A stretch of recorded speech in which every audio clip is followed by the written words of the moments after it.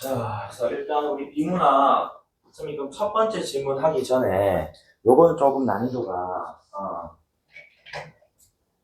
좀 어려워. 그래서 요거는 일단은 자 뒤에 있는 4, 5페이지 질문부터 먼저 예열하고 그 다음에 하겠습니다. 알겠지? 그래서 4페이지 한번 펴볼까?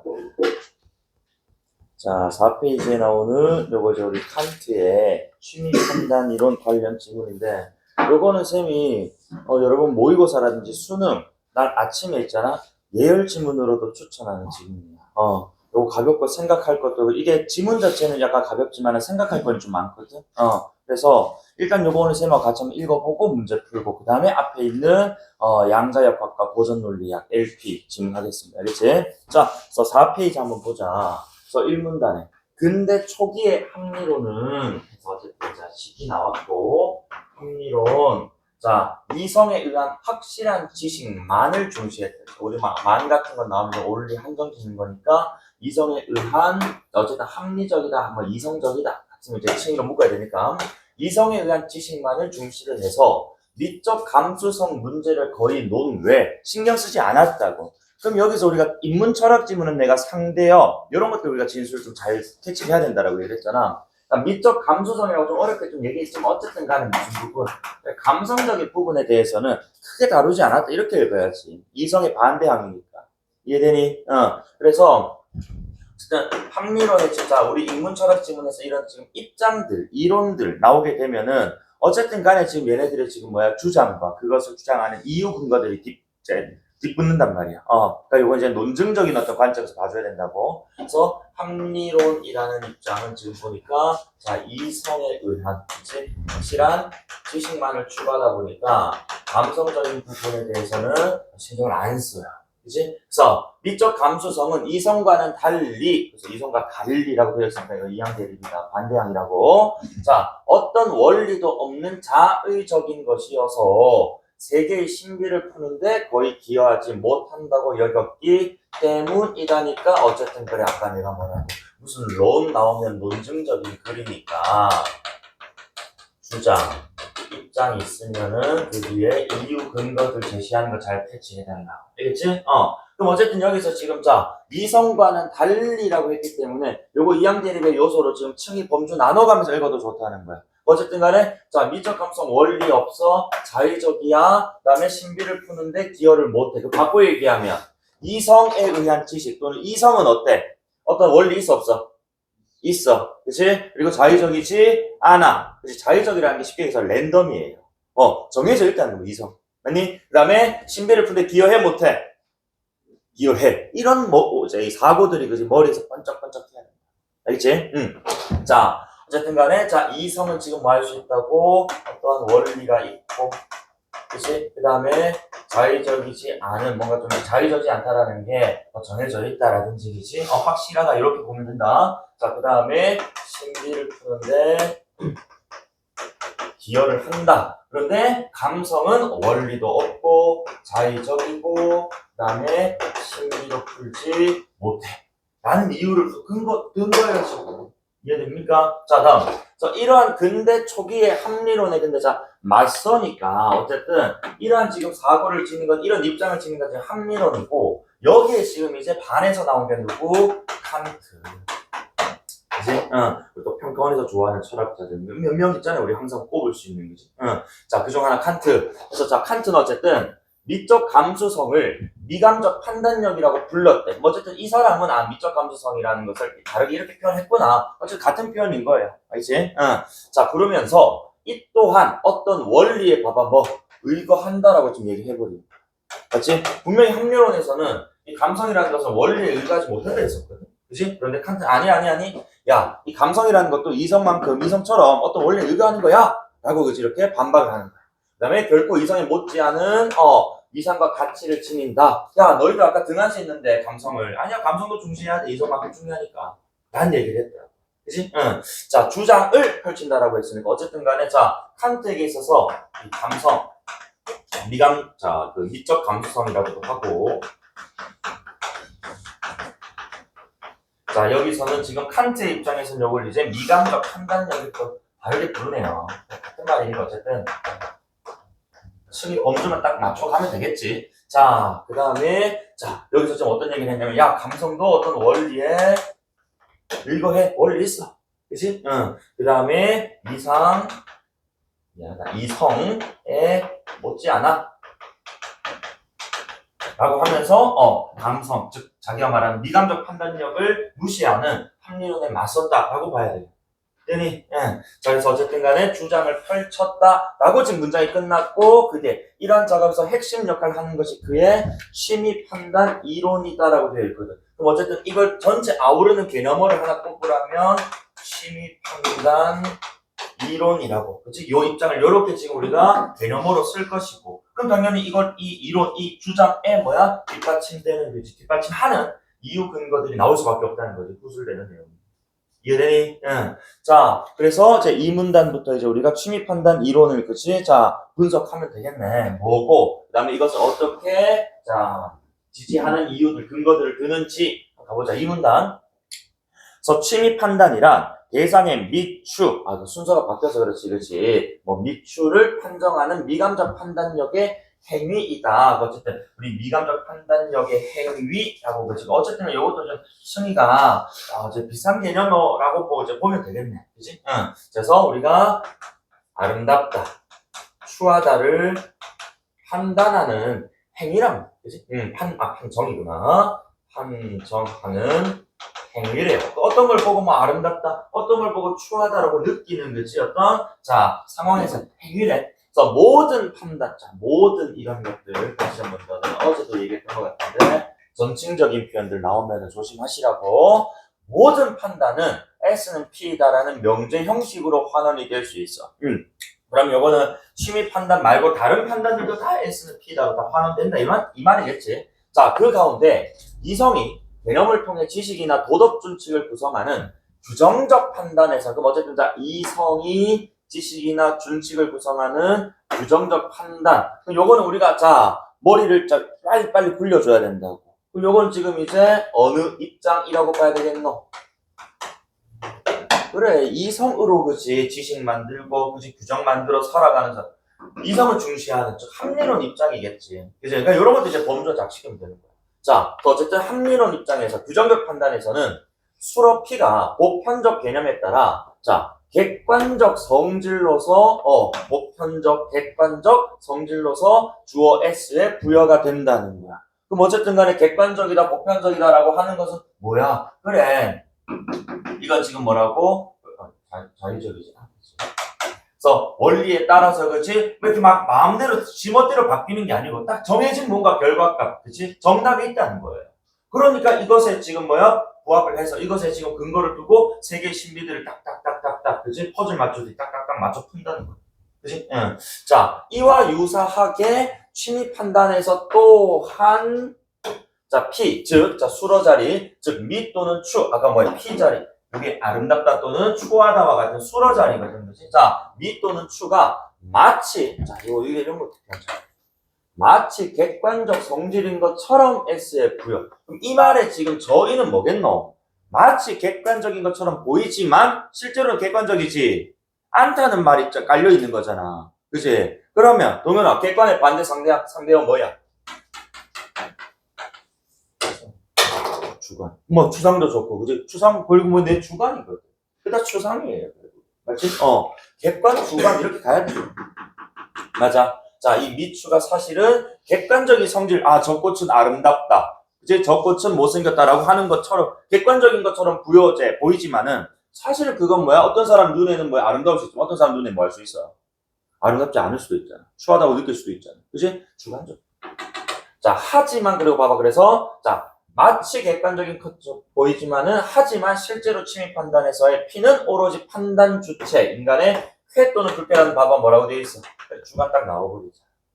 맞지? 그래서 마치 객관적인, 표면적은 그렇지만 사실 이면적으로는 것이 주관적 판단이었다. 자, 그래서 또한 규정적 판단 다시. 요거 조금 그래서 이게 지금 층위가 좀 와리가리 되잖아. 이런 것도 잘 봐야 된다고. 규정적 판단은 명제의 객관적이고 보편적인 타당성 지향하기 때문에 개별 대상뿐만 아니라 여러 대상이나 모든 대상을 묶은 하나의 단위에 대해서도 이루어질 수 있다. 그럼 다시 우리 뒤에 나올 누구, 그래, 이런 주관적 판단이라든지 또는 취미 판단에서는 요 두 개가 다 안 되거나, 그지? 둘 중 하나만 되는 이런 얘기가 나올 수밖에 없다고. 맞아. 그래서 보니까, 자, 이와 달리, 저도 틀잖아. 자, 이와 달리 취미 판단에서는 오로지 하나의 개별 대상에 대해서, 즉, 얘는 모든 대상에 대해서, 그지? 하나로 묶은 것에 대해서 설명할 수 없다. 못한다. 맞지? 자, 그러면서, 그 밑에, 자, 즉, 복수의 대상을 한 주류로 묶어 말하는 것은 이미 개념적 일반화, 즉 쉽게 얘기해서 뭐라고? 위에 나오는 지금, 자, 객관적 성질로서 이미 의미가 부여가 돼버린 거야. 그치? 그런 것들에 대해서는 이미 지금 뭐야? 취미 판단을 할 수가 없다라고 보는 거야. 하나하나들에만 할 수 있다는 거지. 되니? 자, 그래서 어쨌든 한편 취미 판단은 오로지 대상의 형식적 국면이라고 하죠. 모습, 그지? 자, 을 관조해서 그것이 일으키는 감정에 따라 미추를 판정하는 것 이외에 어떤 다른 목적도 다 뭐한다고? 다 배제, 없애버리는 순수한 태도. 즉, 이걸 우리는 미감적 태도라고 하는데 그것을 전제로 한답니다. 자, 이런 문장들 딱 만났을 때 너무 어때? 말이 갑자기 뭐 이것을 판정하는 것 외에 어떤 목적도 배제하는 미감적 태도를 전제로 한다. 이게 무슨 말이야? 라고 할 수 있거든. 어쨌든 우리가 하나하나씩 한번 뜯어서 한번 봐보면은 어쨌든 우리가 대상을 바라봐. 이제 그 대상을 바라보면 그 안에 숨어있는 어떤 내재적인 그지 질서라든지 그지 안 보이는 뭐 이면의 어떤 그런 내용들을 그렇게 파악하겠다는 게 아니야. 그냥 우리가 눈으로 보고 그지 듣고 하는 것들에 대해서 그지 다른 어떤 목적도 다 어떤 이 방법도 다 배제한 그냥 순수 내 마음에서 우러나오는 그런 반응들 여기에 주목하겠다는 거예요. 그래서 밑에 자 취미 판단에서는 대상에 대한 지식뿐만 아니라 실용적 유익성, 교훈적 내용 등의 일체 맥락이 끼어들지 않아야 같은 말 두 글자 뭐야? 배제. 그치? 그러니까 어떤 다른 목적이라는 게 뭔가 좀 우리 머릿속에 탁 하고 구체적이지 않았는데 다음 문장을 읽어보니까 바로 뭘 붙여줘 버렸어. 이거 우리 인문예술 지문의 특이라고 추상과 구체의 어떤 결합. 그치? 이 속에서 의미를 우리가 뭐 해가야 된다고? 만들어 가야 된다. 그렇지? 그래서 어쨌든 어떤 다른 목적도에 그럼 해당하는 건 누구야? 앞에 있는 지식, 실용성, 교훈성, 그렇지? 이런 것들이 어떤 목적을 띈다는 거야. 그러니까 내가 저 지금 뭐야? 자, 예를 들어가지고 저 꽃을 보고 저 꽃이 지금 우리의 뭐 예를 들어가지고 뭐 우리 그 병 치료를 할 수 있는 어떤 약재로 쓸 수 있겠다는 생각을 가진 거야. 그러니까 저 꽃은 너무 아름답게 느껴진다? 그러면 안 된다. 그치? 그냥 저 꽃의 외양, 그치? 지금 여기 형식적 국면만 바라보고, 그치? 아름답다, 아름답지 않다. 이렇게 바로 나와줘야 된다는 겁니다. 맞지?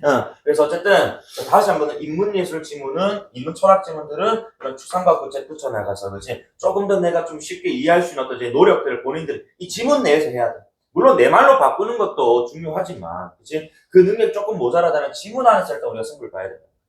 맞지? 그래서 어쨌든 이때의 목적이란 지식, 그 다음 실용성, 그 다음 교훈성 이런 것들을 바탕으로 대상을 바라보는 것들. 그치? 어쨌든 그런 것들이 빠져야 된다 이런 뜻이에요. 이해됩니까? 그리고 비문학 지문에서 특정 단락 기호화되어 있으면 끊고 가서 바로 푸는 게 훨씬 더 낫습니다. 알겠죠? 근데 요건 쌤이 어쨌든 밑에 3, 4문단까지 한꺼번에 그냥 읽어버릴 거고 여러분들에게 문제 풀 시간 좀 드릴 거예요. 자, 그때 한번 풀어봐. 자, 그러면은 어쨌든 자, 이 문단 한번 정리해볼게. 자, 칸트에게 있어서 어쨌든 간에 크게 두 가지의 판단이 있는 것 같아. 그래서 규정적 판단. 그리고 아까 자 본인이 얘기했던 취미 판단 있어. 그럼 어쨌든 간에 우리가 요거를 이제 자 이항대립적으로 이제 찢어 나갔다면은 어쨌든 규정적 판단에 해당하는 워딩들이 이제 뭐가 있는 거야? 객관성, 보편성. 그치? 자, 그 다음에, 개별 대상뿐만 아니라, 뭐까지? 모든 대상들을 하나의 어떤 범주로, 부류로 묶은 것들도 다 적용이 가능했다. 그치? 자, 그리고, 취미 판단에서는 이것의 반대, 이제 뭐야? 주관성. 마치 객관적인 성질을 부여한 것처럼 보였지만, 그건 아니었다. 주관성이었다고, 그치? 불쾌 따위를 불러일으키는. 자, 그 다음에, 오직, 개별 대상에 대해서만 가능한 것이고 그 다음에 다른 맥락이 끼어들면 안 된다. 그지? 자, 순수한 미감적 태도를 가져야 된다. 자, 요렇게 좀 정리를 했어요. 자, 그 다음에 3문단 한번 보면, 선생님 봤을 때는 여기 있는 요 3문단 내용이 이 지문에, 자, 이해가, 사실 2문단까지 내용은 우리가 뭐 이항대립으로 그러지, 뭐 나누면 되는 건데, 3문단에서 이제 여기 상위권과 상위권이 아닌 친구들이 좀 나뉜다고. 어디서 봐라. 중요한 것은 취미 판단이 기본적으로 공동체 차원의 것이라는 점이다. 여기서 뭔가 조금 뭐 해야 된다고 덜커덩 약간 의문을 좀 가졌어야 된다고.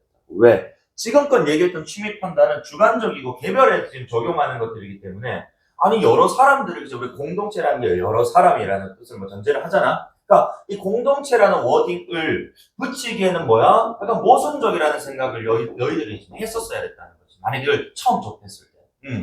그래서 여기서 이제 우리가 일단 의구심을 한번 가져봐야 돼. 어쨌든 지문에서 하는 이 말이라는 게 어쨌든 이건 지금 다 뭐야? 그래, 다 빌드업인 거거든. 어떤 한 편의 글이 한 편의 어떤 이제 이 하나의 또 주제를 전달하는 것으로 세팅되어 있단 말이야. 그럼 어쨌든 간에 여기 이 범주에서 벗어날 수는 없단 말이지. 요 지금 틀 내에서 저 말이 과연 어떤 의미인지를 파악할 수 있어야 된다.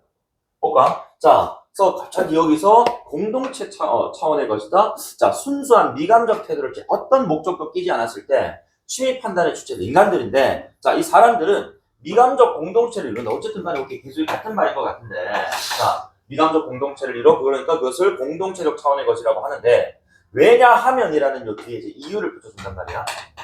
자, 왜 이렇게 지금 칸트는 주장을 했느냐라고 물어본다면 그 구성원들, 사람들 간에는 공통감이라고 불리는 공통의 미적 감수성이 전제로 작용하고 있기 때문이다. 사실 이것도 위에는 미감적 공동체를 그냥 이렇게 지금 합친 새로운 어떤 단어로 그냥 뭐 표현했을 뿐이지 같은 말이거든.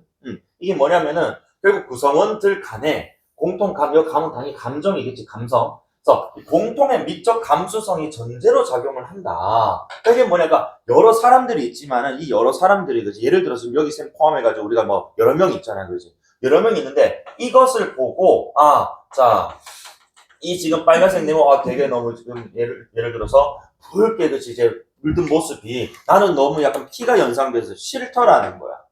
근데 누구는 뭐 할 수 있다고? 누구는 그냥 빨간색도 뭐 뽑고, 되게 좀 이제 좀 이제, 프레시한 신선하네. 또는 뭐 장미가 뭐 이렇게, 장미라고 라고 했을 때, 자, 그러니까 요거 딱 보고, 그지? 얘가 지금 꽃잎이 빨갛고, 그지? 그래서 되게 아름답다. 라고 생각하는 게 일반적인 어떤 반응으로서 어느 정도 정해져 있단 말이지. 그지? 이거 보고 더럽다, 불쾌하다, 꺾고 싶다, 버리고 싶다 하는 사람은 많이는 없을 거란 말입니다. 요거예요. 결국에 이 구성원들 간에는 공통적인 감정이라는 게 있고, 그치? 자, 그것이 지금 사람들마다 주관적 반응을 내보이지만은 이 주관적 반응이 지금 어디 깔려 있다고? 공통감에 깔려 있단 말이야. 이게 공통감이 전제된 반응이었다는 거지. 이 주관적 반응이라는 게. 자, 그래서 볼까? 이때 공통감은 취미 판단의 미적 규범 역할을 한다. 그렇지. 공통감이랑 취미 판단의 미적 규범 역할. 그래서 규범 얘기 나오면 안 되잖아요. 규정 아닙니까? 아니라고. 사람들이 주관적 반응을 보임에도 불구하고 그것은 공통감이라는 거지. 공통적인 규범 속에서 나오는 반응이라는 거야. 전체 속에서 그지 누군가가 제3의, 제4의 반응을 이 주관을 내보이는 것은 드물다는 거지. 그지? 자, 그래서 즉 공통감으로 인해 취미 판단은 규정적 판단의 객관적 보편성과 구별되는 이게 말이 그래. 요게 킥이라고. 주관적 보편성. 쌤 주관했는데 어떻게 보편하고 같이 묶입니까? 아니, 이때 주관은 누구야? 개인. 이제 반응의 주체인 개인을 얘기하는 것이고, 이때 보편성은 결국 뭐라고? 그래, 그 개개인이 지금 속한 이 사회의 구성원들이 만들어낸 규정, 그치, 규범, 미적 규범이라고 봐야 된단 말이지. 이해되나? 그래서 보편성은 공통감이고, 그치? 그 다음에 이 공통감을 바탕으로 주관적은 결국 뭔 거야? 취미 판단이 되는 거야. 아니, 그러니까 요게 지금 나는 이 3문단이 이 지금 평가원 지문 중에 난 이 문제 중에서 제일 좋은 질문. 그래서 예열하기에 딱 좋습니다. 알겠지? 응. 어쨌든 자, 짓는 것으로 설명이 된다. 다시 보편성이랑 공통감, 그 다음에 주관적이랑 개인의 주관적 판단. 그치? 응. 자, 어쨌든 그래서 따라서 어떤 주체가 내리는 취미 판단은 그가 속한 공동체의 공통감을 그지 바탕으로 내리는 것이다. 이렇게 얘기를 하고 싶은 거예요. 이해됩니까? 그래서 이 산문단 너무 좋았지. 그래서 의문을 가졌어야 했다라는 점, 그지? 여기서 이제 우리가 어느 정도 뭐가 됐다? 해소가 됐다. 그냥 진짜 개별적, 그지? 주관적 반응이 아니었고, 그건 다 공동체적 어떤 규범 속에서 나온 반응이다. 자, 그래서 이렇게 산문단 했고, 산문단 보세요. 자, 이러한 분석을 통해 칸트가 궁극적으로 지향한 것은 인간의 총체적인 자기이해이다. 어쨌든 간에 이런 지금 이성 말고도 감성도 중요해. 그래서 이걸 바탕으로 뭐 하겠다? 우리 인간에 대한 이해를 하겠다. 이런 뜻이잖아. 그래서 어쨌든 궁극적으로 지향 목표한 것은 인간의 총체적 자기이해. 자, 이게 목표. 그래서 그에 따르면 인간은 무엇인가? 라는 물음에 대한 충실한 답변을 얻고자 한다면 그렇지. 한면은 너희가 이성만 추구했잖아. 근데 이성뿐만 아니고 뿐만 아니라니까 플러스인 거야. 그렇다고 제가 칸트가 이성을 버렸다고 하면 안 돼. 안 된다는 거지. 뿐만 아니라니까 병렬이거든. 그러니까 이성뿐만 아니라 뭐 미적 감성, 즉 감성적 측면에 대해서도 우리가 접근해 볼 필요가 있다는 거죠. 그죠? 그래서 자, 합리론 너희들 이성만 추구했지 아니야. 자, 여기서 지금 뭐야? 칸트 감성만 했던 게 아니고 나는 이성 플러스 감성이었던 거야. 이거 지금 다시 한 번 더 정리해 주는 거죠. 이해되지? 응. 자, 그래서 어쨌든 감성에 대해서도 우리가 이런 원리를, 그치? 자, 원리가 있기 때문에 원리를 설명할 수 있어야 된다고. 게다가 객관적 타당성은 이성의 미덕인 동시에 이게 한계가 되기도 하더라는 거. 왜냐? 자, 아까 이성이라고 해서 그렇지? 다 객관적 보편성 이런 것들이 성질적으로 규정했었는데 이게 오히려 지금 뭐하다고? 자, 이성의 지금 한계가 될 수 있다고 지적을 해. 즉, 이 말은 곧 이거 뭐 얘기하고 싶은 거야? 결국에 이성만으로는 총체적인 이해가 안 된다는 걸 얘기하고 싶은 거지. 그치? 이성이 가진 이 한계를 결국 그럼 누가 보완해 주겠어, 상원아?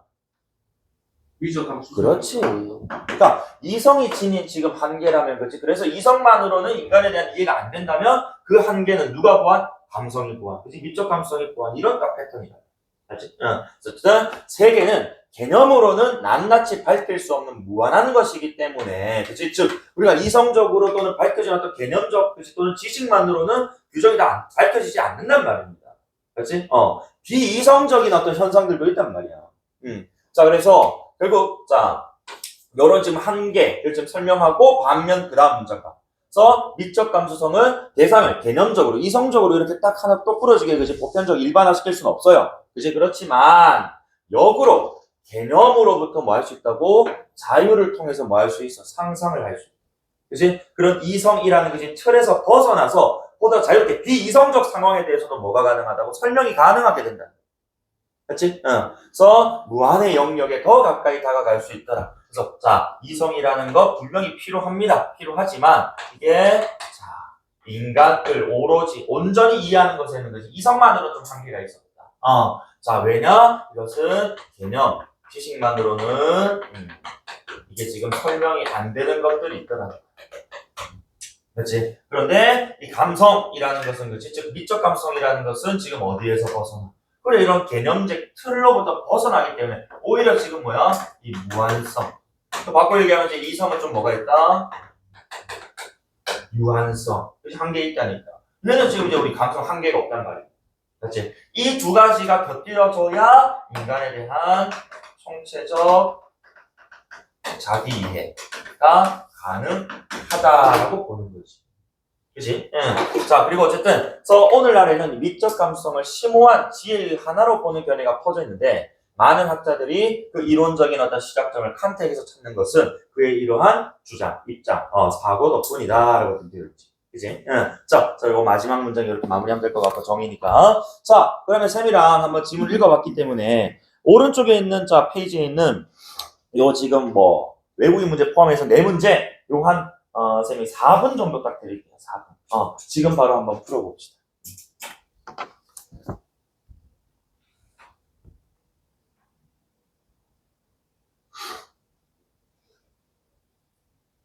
4분도 안 걸릴 수도 있어.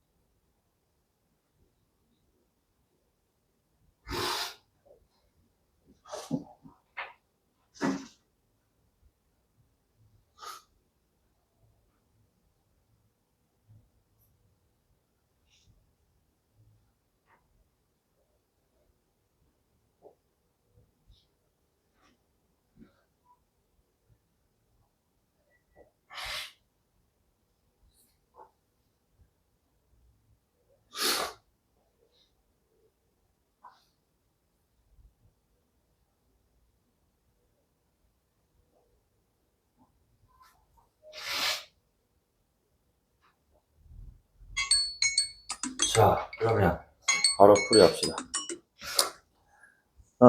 자, 1번 문제부터 한번 보면 적절한 거야.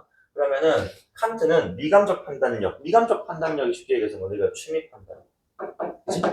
규정적 판단력과 다르지. 동일하지 않아. 그다음 2번에 칸트는 이성에 의한 지식이 개념의 한계로 인해 객관적 타당성을 이게 이성에 의한 지식은 객관적 타당성을 지향하는 거거든. 그러니까 이게 지금 개념의 한계라는 말이 지금 들어가면서 그지 타당성이 좀 이제 뭐야 보장되지 않는다. 라는 이제 이야기 때문에 좀 걸렸던 것 같아. 지금 문장의 주어랑 수어랑 연결해야 되잖아. 그렇지? 어쨌든 이성에 대한 지식은 객관적 타당성을 지향합니다. 그런데 여기서 지금 뭐야? 개념의 한계 때문에 이런 타당성을 확보하지 못할 수 있다는 것이 결여한다라는 말은 지금 없다는 거거든요. 잘못됐죠. 그지?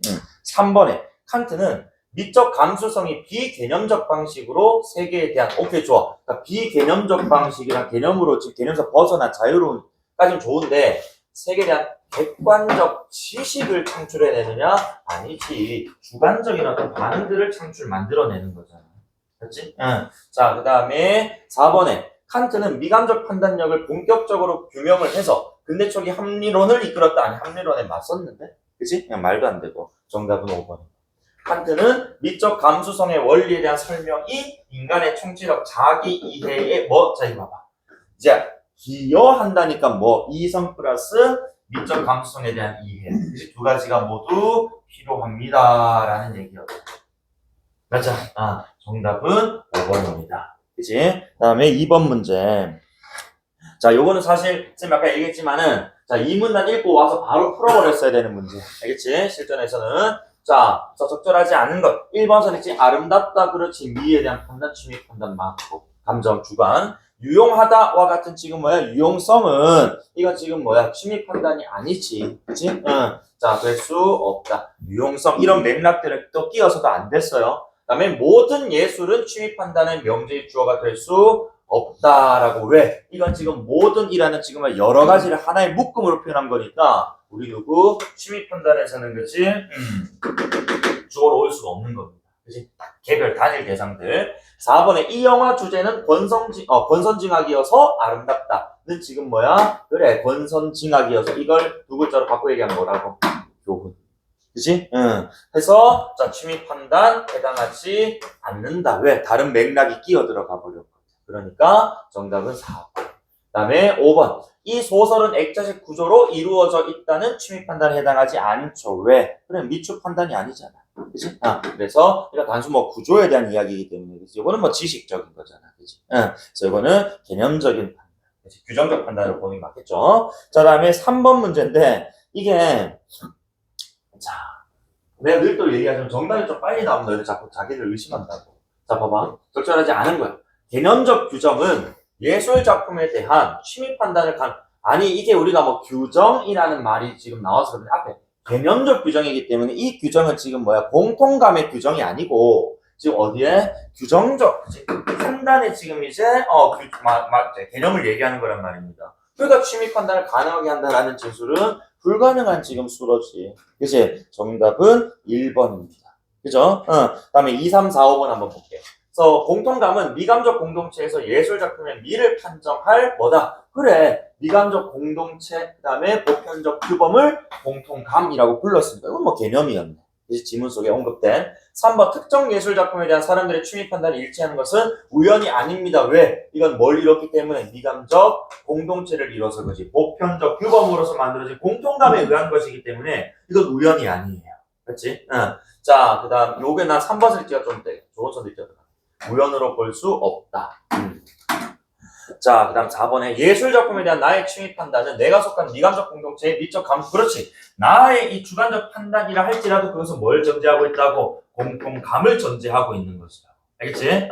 자, 4번도 좋은 선택. 그래서 이 지금 자 지문 내용도 그렇고 문제들도 그렇고 너무 좋아요. 그래서 요거 예열 지문으로 딱 좋으니까 아침에 국어 치기 전에 가볍게 한번 읽어봐도 좋아. 알겠지? 문제 포함해서. 자, 5번에 예술 작품에 대한 순수한 미감적 태도를 취하지 못하면 그 작품에 대한 취미 판단이, 그렇지? 순수한 미감적 태도를 전제하지 않으면, 그지? 못하면 취미 판단 안 된단 말이야. 그지? 해야 가능한 거니까. 이건 A면 B다, 나대면 나B다. 이런 것들 하면.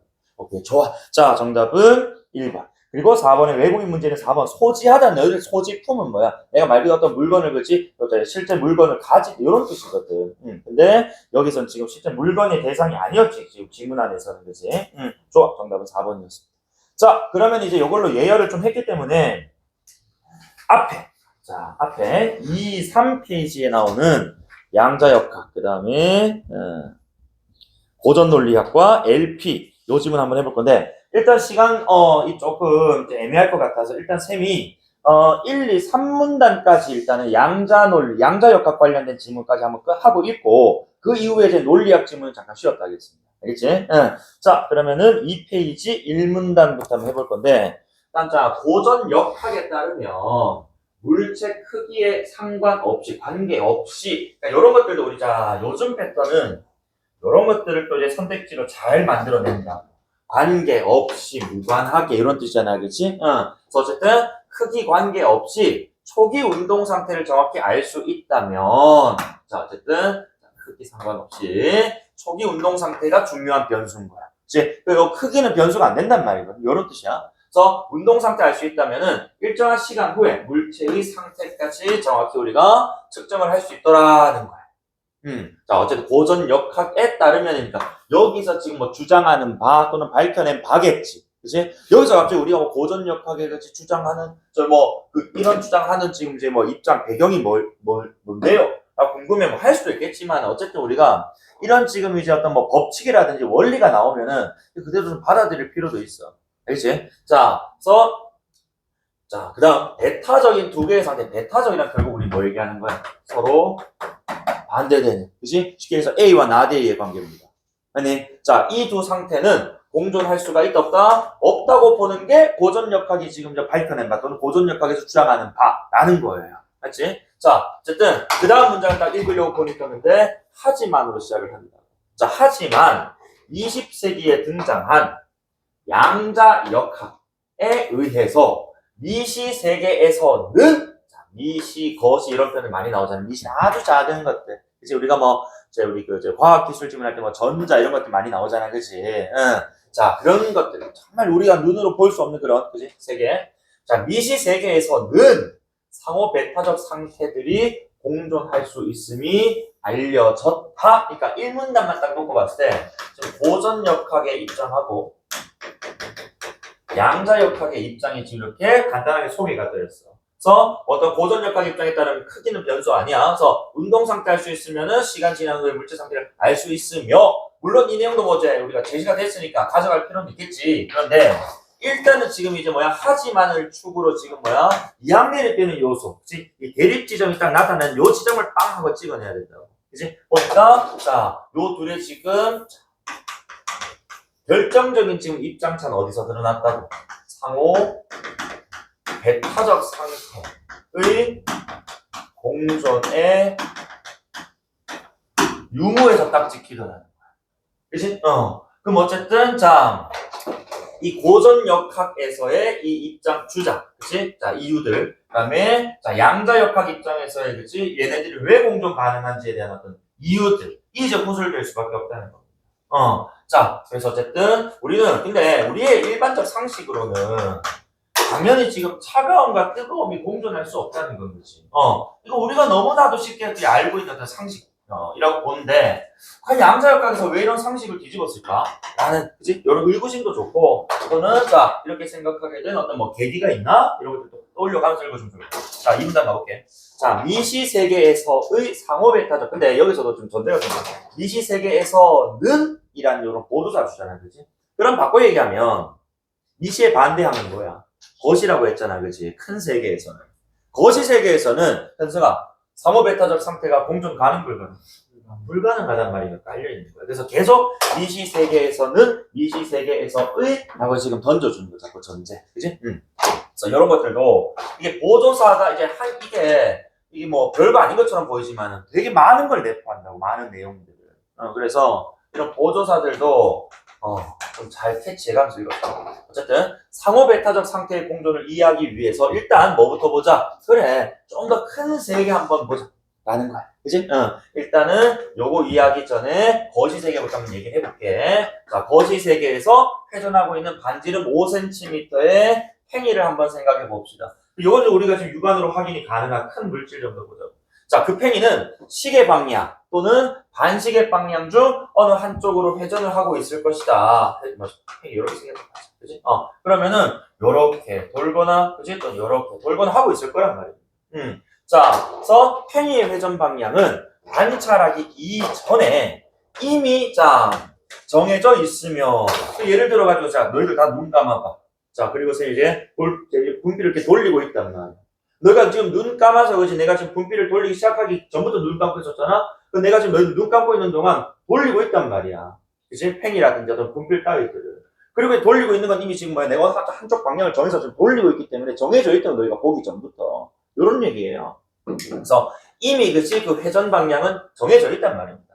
다만 너희가 이제 뭐 함으로써 눈을 뜸으로써 이제 저놈이 지금 오른쪽으로 지금 돌아가고 있네. 그치? 이런 식으로 뭐 하게 된다고? 관찰하게 되고 알게 되는 것뿐이라는 거예요. 그치? 그러니까 거시세계에서의 이 팽이와 같은 사물들의 어떤 방향 따위는 이미 뭐야? 이미 그 상태는 회전이라고 했지만 어쨌든 방향이라고 했지만 우리는 상태라고 읽어줄 필요가 있어. 위에 상호배타적 상태 이런 얘기를 했으니까, 그치?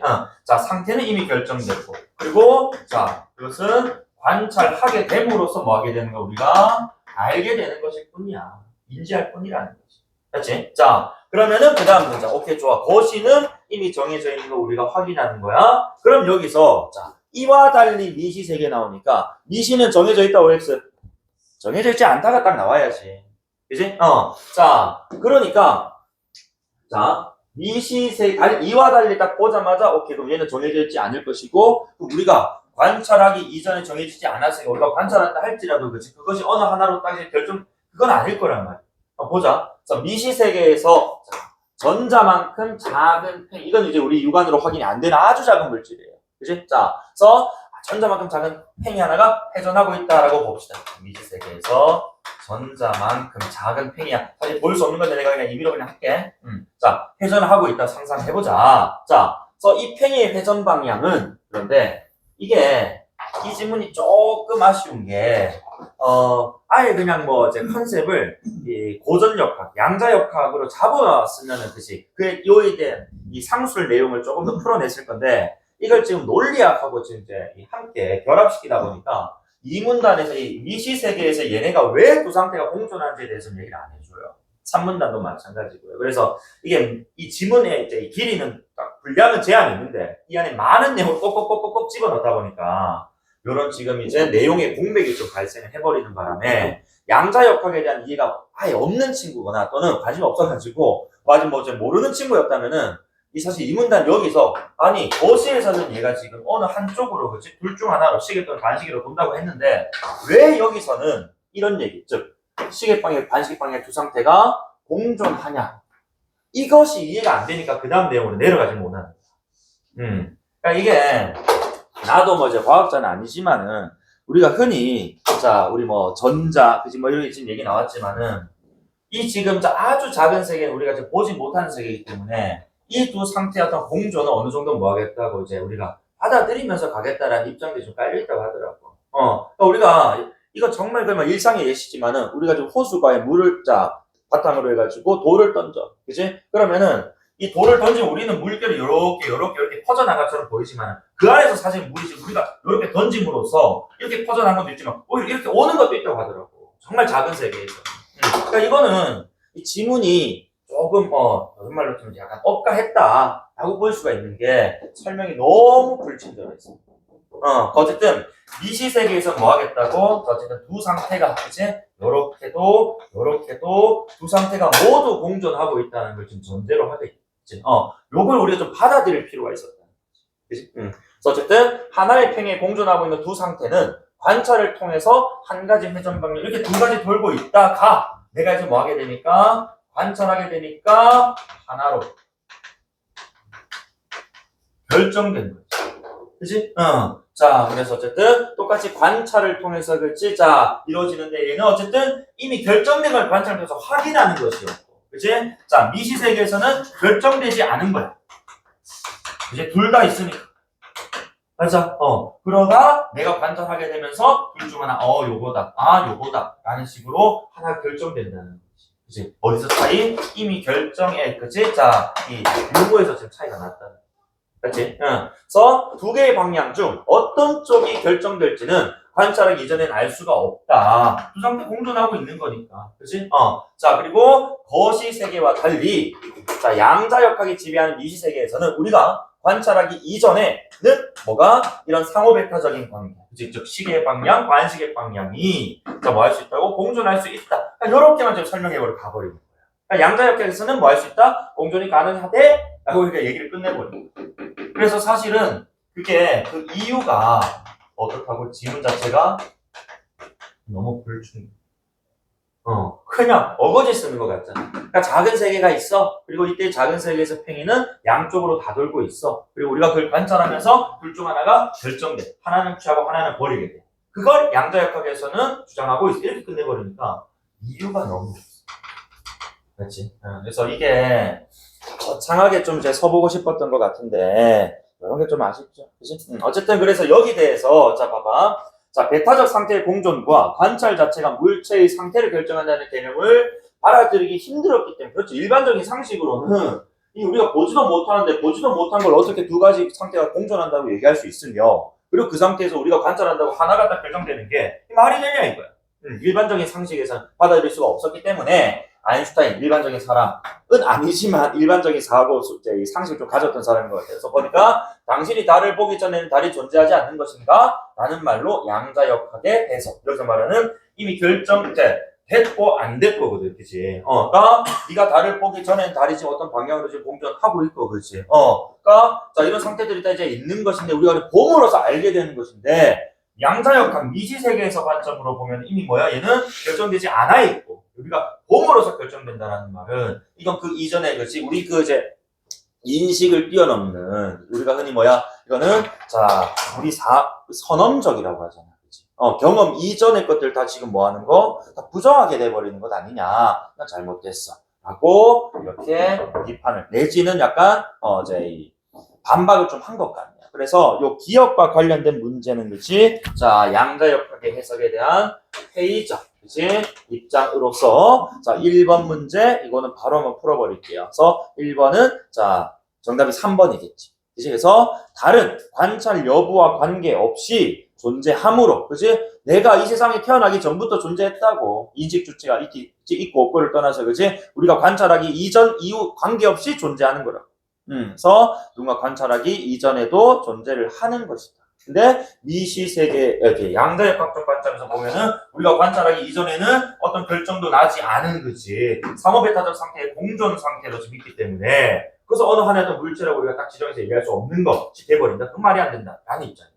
그래서 이게 양자역학에 대한 얘기를 조금만 더 붙여줬다면 좋았을 텐데 아쉬움이 조금 있어. 알겠지? 자, 어쨌든 1번 정답은 3번 선택지 하겠습니다. 그리고 3문단까지 하고 조금만 쉬었다가 이제 논리학과 관련된 얘기 할 건데, 자, 그래서 최근에는 상호배타적인 상태의 공존을 적용함으로써 초고속 연산을 수행하는 양자 컴퓨터에 대한 연구가 진행되고 있다. 그래서 이는 양자역학에서 말하는 상호배타적 상태의 공존이 현실에서 실제로 구현될 수 있음을 잘 보여주는 사례다라고 되어 있는데, 그럼 어쨌든 간에 이런 지금 이제 상호배타적 상태의 공존이 이제 실제 뭐야? 이런 지금 시스템으로서 구현이 되고 있다. 소프트웨어로. 자, 그래서 미시세계에 대한 이런 연구 성과는 이제 뭐야? 이제 컴퓨터와 같은 거지. 이제 거시세계에서의 적용으로 이어진다. 이런 뜻이겠지. 그지?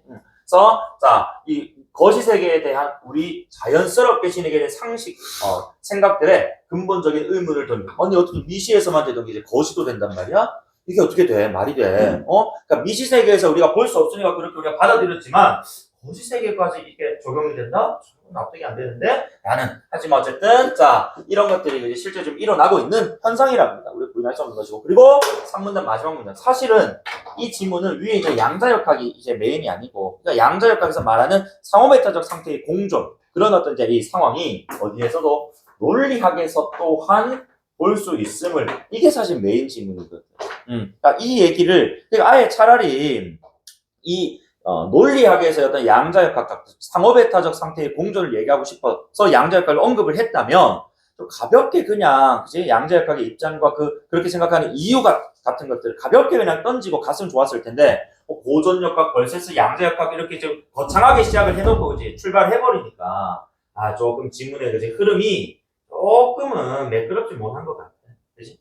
어쨌든 자, 그래서 요거 지금 이제 우리 3문단까지 읽었지만 4, 5, 6문단이 실제 지금 이 지문의 메인 내용이고, 자, 쉬기 전에 잠깐 문제 하나만 더 풀자. 2번 문제인데, 어쨌든 이제 이 위클 바탕으로 보기에 양자 컴퓨터와 일반 컴퓨터에 대한 이해를 지금 물어보고 있는 문제예요. 그래서 요것도 사실은 논리학 들어가는 순간, 2번 문제는 자, 4문단부터는 필요 없는 내용이거든. 그래서 요거 지금 바로 풀어버릴게.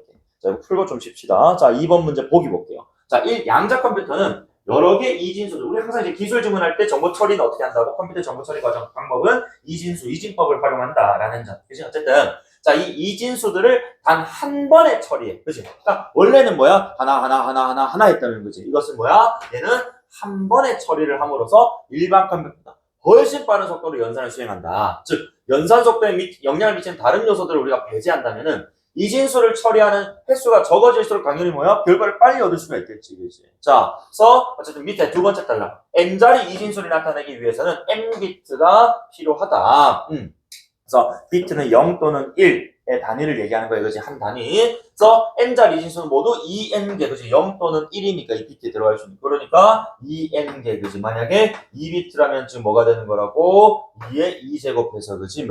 그래, 네 가지 경우의 수가 나온다. 왜? 0, 0, 0, 1, 1, 0, 1, 1 이런 식으로 나온단 말이야. 그지?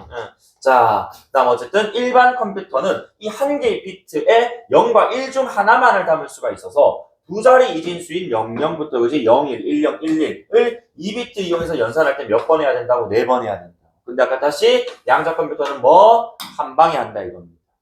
맞지? 자, 그래서 어쨌든 이렇게 공존의 원리를 이용하는 양자 컴퓨터는 0과 1을 하나 비트에 동시에 담아버리는 거야. 또 사실 우리가 컴퓨터 정보 처리할 때 0과 1을 쓰고 지우고 여러 과정이기 때문에 이거 상호배타적 상태거든요, 쉽게 얘기해서. 그런데 양자 컴퓨터는 뭐 할 수 있다고? 상호배타적 상태를 한꺼번에 계산할 수 있기 때문에 이걸 안 가리고 그냥 한 번에 빵 하고 처리해버려. 그지? 그래서 어쨌든 자, 이 두 자리 이진수, 자, 2비트를 이용해서 연산할 때 단 한 번에 처리가 가능하더라. 그래서 자 양자 컴퓨터는 처리할 이진수의 자릿수가 커질수록 연산 속도에서 압도적인 위력을 발휘한다. 그 예를 들어서 2의 지금 10제곱, 10비트, 그지? 자, 우리 이진수 10짜리라고 하자. 그러면은 요거 지금 일반 컴퓨터 몇 번 해야 돼? 1024번 해야 돼 연산을. 그지? 근데 양자 컴퓨터 몇 번? 한 번이라. 그지? 무조건 한 번. 그치? 어쨌든, 물론 뭐 이렇게 하는지 모르겠습니다만, 어쨌든 여기서 양자 컴퓨터는 한 번에 처리 가능하다고 얘기를 했습니다. 그치? 자, 일반 컴퓨터는 2에 n번 할 때, 그치? 얘는 무조건 한 번. 이렇게. 그래서 밑에, 자, 1번 선리집 보면은, 자, 양자 컴퓨터는, 자, 상태 공조를 이용함으로써 연산에 필요한 비트의 수를 늘린 게 아니라 비트의 수가 어찌됐든 한 번에 처리한다. 이런 뜻이잖아. 비트의 수를 늘릴 수 있다는 말은 부적절. 그치? 다음 2번에 3비트를 이용해서 세 자리 진수를 모두 처리하려고 할 때 양자 컴퓨터는 일반 컴퓨터보다 이것이 짱 아메바도 아니고 2 곱하기 6이 3이 아니고 뭐라고 2에 3제곱이잖아. 그러니까 한 번 벌써 했으면 몇 번? 8번이니까 8배 빠른 거지. 그치? 자, 그 다음에 자 3번에 한 자리 이진수를 모두 처리하기 위해 1비트를 사용한다고 할 때 일반 컴퓨터와 양자 컴퓨터의 정보 처리 횟수는 같니? 같겠어? 어떻겠어? 다르지. 아니 그래. 당연히 일반 컴퓨터는 지금 이제 몇 번? 2번 할 거고 그지 양자 무조건 한 번이란 말이야. 4번에 자 양자 컴퓨터의 각각의 비트에는 0과 1이 공존하고 있어. 4비트를 한꺼번에 처리할 수 있는 4자리 이진수의 개수는 그렇지 한꺼번에 처리할 수 있고 그렇지? 그래서 그때 그 정보 개수는 몇 개인 거야? 2의 4제곱이니까 16개 맞잖아. 그렇지? 정답 4번이지. 그리고 5번에 자 3비트 양자 컴퓨터가 3자리 진수를 모두 처리하는 속도. 자 양자 컴퓨터는 자 처리하는 속도. 자 속도라고 얘기했죠. 우리는 횟수로 바꿔 읽읍시다. 몇 번? 한 번. 그리고 6비트 양자 컴퓨터가 6자리 진수 모두 처리하는 속도 뭐야? 한 번이라.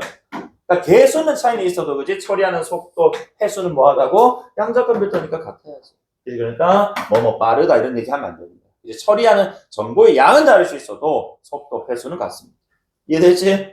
정답 4번. 그래서 어쨌든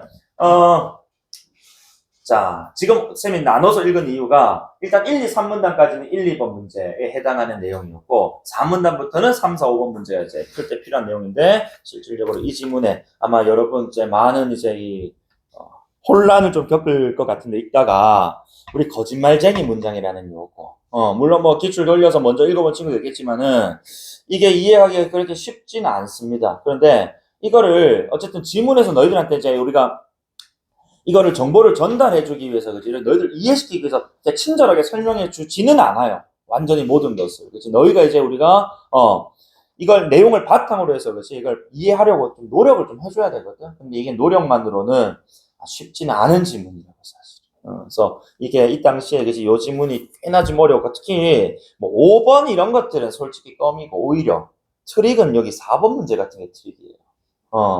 자, 요거는 쌤이랑 잠깐만 쉬었다가 지문 읽어보고 같이 한번 풀어봅시다. 알겠지? 잠깐만 쉽시다.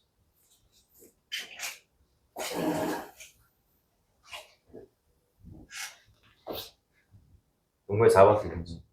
4번에 LP하고 P 몇수라는 두 부분이랑 완전 별개인 거죠. 그거 모르겠네요. 정답 5번이 맞나요? 틀렸어요? 맞아요. 2번. 2번이야. 크게 노래 들었다. 4번. 아, 그래. 4번이 이 문제 자체는 지정이 1, 2, 3번이 맞아. 이게 이 2번, 3번이 연락 트릭이야. 그래서 내가 요거 좀 더 설명 좀 해줄게. 3번, 5번 맞다. 5번에 5번이 궁금하다. 어디서 왔던 거?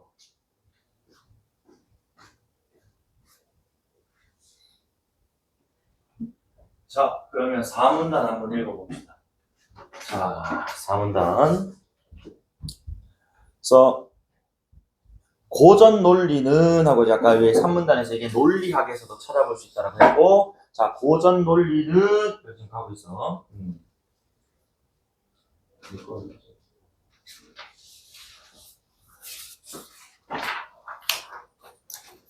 자, 뭐 고전 역학이랑 좀 비슷한 개념이겠지, 그렇지? 그러면 역시 뭐 양자 역학과 비슷한 입장의 새로운 논리학도 있을 건데 그걸 우리 LP라고 해, 그렇지? 비고전 논리. 어쨌든간에 자, 그래서 이 고전 논리는 참과 거짓이라는 두 개의 진리값만 있는 이치 논리다라고 되어 있어. 어쨌든 자, 고전 논리 참 또는 거짓밖에 없어. 그리고 이 고전 논리에서는 어떠한 진술이든 참 또는 거짓이다라고 되어 있고, 어쨌든 간에 두 개 값만 있기 때문에 어떤 진술이든 자, 참 또는 거짓으로 나타날 수밖에 없다. 이런 입장. 그래서 이것은 우리의 상식적인 생각과 잘 들어맞는다는 거지. 아까 우리 고전 역학처럼, 그지? 자, 그러나, 자, 프리스에 따르면 참인 진술과 거짓인 진술, 즉 고전 논리학과 마찬가지로 참 또는 거짓인 것 외에도 뭐가 추가되냐? 참인 동시에 거짓인 진술이 있다. 그럼 요건 아까 위에 만약에 양자역학적 징을 가져왔다면은 이거 지금 뭐야? 상호 배타적 상태의 뭐가 되는 거야? 공존이 돼버리는 문장이지. 그지? 그러니까 자, 지금 요거 이제 이를 설명하기 위해 그는 자, 거짓말쟁이 문장을 제시한다라고 되어 있거든. 요게 이제 이 지문의 지금 핵심이었다고 봐. 거짓말쟁이 문장을 통해서 이 지금 우리의 상식으로는 안 맞는 듯이 이 지금 진리값들을 설명해 주겠다는 거야. 뭐가? 자, 거짓말쟁이 문장을 우리가 이해하기 위해서 자기 지시적인 것과 자기 지시적이지 않은 문장을 구분해 봐야 되는데, 일단 자기 지시적이다라는 말이 뭐냐? 말 그대로 그 문장이 자기 자신을 가리키는 문장이어야 돼. 라는 거야. 자, 그래서 이게 무슨 말, 개 같은 소리야. 그래서 예를 들어서 이 문장은 모두 18음절로 이루어져 있다라는 이 참인 문장은 자기 자신, 자, 이 문장은으로 시작을 하거든요. 쉽게 얘기해서. 그래서 전체를 세보니까 18글자로 실제로 이루어져 있더라는 거야. 그치? 그래서 이것은 자기 자신을 가리키면서도 이게 지금 뭐야? 참이다라는 걸 우리가 확인할 수 있는 문장이란 말이야.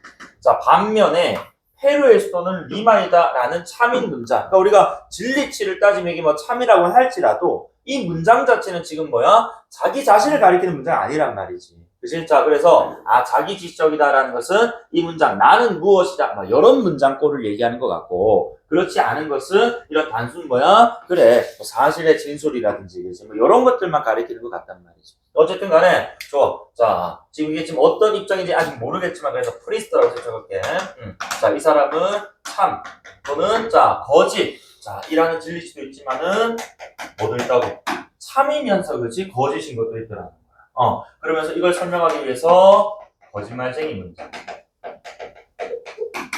그리고 이때 거짓말쟁이 문장은 자기 지시적인 문장이라고 지금 제 정의를 하는데 밑에 봐봐. 자, 이 문장은 거짓이다는 거짓말쟁이 문장이다. 아까 위에서 그래서 자, 자기 지적과 자기 지시지 않은 문장 가져왔단 말이야. 그러니까 이 문장은 거짓이다라는 이 지금 거짓말쟁이 문장을 표현을 했지만 사실 요건 지금 뭐도 존재하고 있는 거라고. 자기 지시적이다라는 것도 지금 존재하고 있는 거다. 알겠지? 이 문장은 무엇이다라고 지금 떨어지니까. 좋아. 그러면 이는 자, 이 문장이라는 표현이 문장 자체를 이 문장, 그치? 자, 문장 자체를 가리키며 그것이 거짓이라고 말하는 자기 자신에 대한 진술이니까 자기 지시적 문장이라는 거야. 맞아, 여기까지 되지? 그렇다면 프리스트는 왜 거짓말쟁이 문장에 이 참이면서 그지 동시에 거짓을 부여해야 한다고 생각을 할까? 그럼 이제 자, 답을 주겠지. 그래서 이에 답하기 위해 우선 거짓말쟁이 문장이 자, 보자. 이 문장은 거짓이다를 자, 그 첫 번째 일단 참으로 가정을 해보지. 이제 참 가정. 그러면 자, 거짓말쟁이 문장은 오히려 지금 뭐가 된다고? 거짓이 된대. 이게 무슨 개소리입니까, 선생님? 아니, 자, 이게 지금 이 문장이 거짓이란 이 진술 자체가 참이라면은, 그지? 이 문장은 진짜 말 그대로 뭐가 되는 거야? 거짓이다. 왜냐하면 거짓말쟁이 문장은 자기 자신을 가리키며 그것이 거짓이라고 지금 말하는 문장이기 때문에 이 문장만 놓고 보면 지금 뭐라고? 거짓이라고 말하는 게 지금 참이라는 거야. 거짓이면서 참일 수 있다는 거지. 맞죠? 그러니까 이거 내가 그래서 예전에 수업할 때도 내가 들었던 예인데 우리 이거 피노키오 사례를 들 수 있어. 피노키오. 자, 요까지 하자. 두 번째. 자, 이번에는 이 문장은 거짓이다와 같은 거짓말적인 문장을 거짓으로 가정해보죠. 그치? 그러면은, 자, 이 문장은, 그치? 자, 거짓이다라는 말은 결국 뭐가 된다고? 야, 이 새끼 진짜 말했네. 진실을 말한 거라고? 라는 반응이 나와야 된다. 그럼 얘는 거짓이지만, 그치? 또 참도 된다는 거야. 이런 지금 개소리가 만들어진다. 그래서 내가 요거는 앞으로 요런 어려운 질문, 요 정도의 어려운 수준은 안 나올 거니까 내가 설명할게. 피노키오의 역설이 있어. 이것도 지금 완전 거짓말적인 문장이거든. 잘 봐. 피노키오는 우리 뭐 하는 놈이야? 거짓말하면 코가 길어지는 놈이야. 그치? 자, 그래서 피노키오가 이런 얘기를 해. 자, 지금부터 내 코가 길어질 거야 라고 말을 해. 근데 피노키오는 뭐 하는 놈이라고? 거짓말하는, 그치? 그리고 거짓말하면 뭐가? 코가 길어지는 놈이야. 맞아. 그럼 다시 여기서 이 피노키오의 말을 우리가 똑같이 참으로 가정해보자. 참으로 가정. 그럼 이 코가 길어진다라는 말이 만약에 참이라면, 그치? 그럼 얘는 뭘 한 거라고 결국에?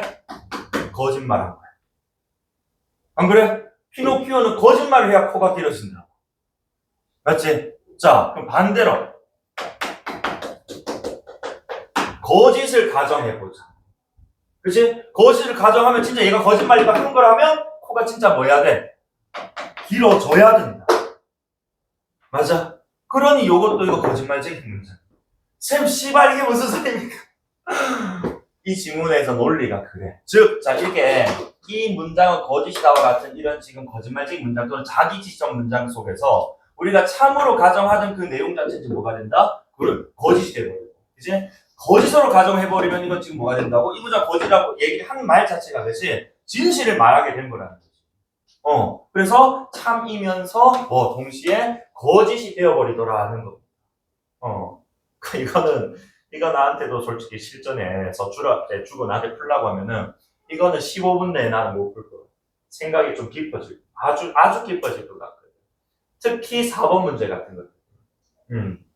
자, 어쨌든 간에 요거는 자 앞으로 이렇게 어려운 논리학 질문 안 나옵니다만은 그래도 우리가 이 정도 수준도 한번 이해를 해보려고 노력하는 것도 공부의 일환이니까 내 머리를 자꾸 뺑뺑뺑 돌리는 거니까. 맞지? 자, 그래서 요 4문단 내용 계속 한번 마무리 해볼게. 그럼 다시 여기서 반면 거짓말적인 문장을 우리가 이번에 거짓이라고 가정을 해봅시다. 그렇다면 얘는 지금 뭐 한 거라고? 진실을 말하게 된 거라는 거지. 그러니까 참인 거야. 그래서 그것이 바로 그 문장이 말하는 바이기 때문에. 즉, 그래서 프리스트에 따르면 어떤 경우도 자, 이 거짓말쟁이 문장은 참인 동시에 뭐가 된다고? 거짓인 문장. 즉, 상호배타적 상태의 공존이 나타나는 논리적 문장이 되버려요. 그죠? 그래서 따라서 그는 자 오른쪽 상단 자 거짓말적인 문장에 참인 동시에 거짓을 부여해야 한다라고 주장을 했다는 겁니다. 그래서 그는 거짓말쟁이 문장 이외에 참인 동시에 거짓인 진리치가 존재함을 뒷받침하는 다양한 사례들 중에 내가 하나 가져온 거야. 이렇게 역설 같은 거. 알겠지? 자, 주장을 하고, 자, 특히, 그는 아까 우리 1, 2, 3문단 나와서 양자역학 얘기가 여기 한 번 더 나오는 이유가, 그래, 이것 좀 얘기하고 싶어서 그렇지. 1, 2, 3문단 좀 길게 빌드업 쳤던 거야. 그치? 그래서 그는 양자역학에서 상호배타적 상태의 공존은 이점을 시사한다. 즉, 뭐야? 가능하더라. 그치? 자, 그 다음에 이제 여기 6문단이 또 이 지문의 마지막 문단이, 자, 마지막은 좀 쉽게 갈 법도 한데, 마지막까지 우리 괴롭히더라. 보자. 그래서 고전 논리에서는 참인 동시에 거짓 진리치를 지닌 문장을 다룰 수 없어요. 고전은 참하니까 거짓이거든. 그치? 자, 그렇기 때문에 프리스트는 그것도 다룰 수 있는 비고전 논리 중 하나인 요거 LP라고 부르네요. 그치? 이게 보니까 밑에 이 LP가 그치 역설의 논리, Logic of Paradox라고 되어 있잖아요. 그치? 우리가 역설, 그러니까 쉽게 해서 말이 안 된다 이런 뜻이에요. 또는 A와 나드의 공존을 얘기하는 건데 이걸 좀 LP라고 부르나 봐. 어쨌든 그래서 그런데 LP에서는 직관적으로 호소력 있는 몇몇 추론 규칙이 성립하지 않는다고 같은 이 LP조차도 뭐가 있어? 문제가 있어. 그지? 그러니까 고전 이 논리학에서는 이런 지금 양자역학적 지금 논리학 문장들을 설명할 수 없다는 문제가 있다면 이 LP는 또 뭐야? 일반적으로 우리가 생각하는 거지 상식이 몇 개 안 들어먹는단 말이지. 한계가 있어. 그래서 어쨌든 전권 긍정 규칙을 예로 들어 설명해 보자. 이거 우리 수특에 한번 나오던 것 같은데 어쨌든 간에 전권 긍정 규칙이란 고전 논리에서는 전건, 앞에 건, 그치? 앞에 조건을 얘기하는 거야, 그치? 그래서, 자, 이 전건 긍정 규칙이 성립을 한다, 고전 논리에서는. 자, 그럼 봐. 이는 T이면 Q이다라는 조건문과,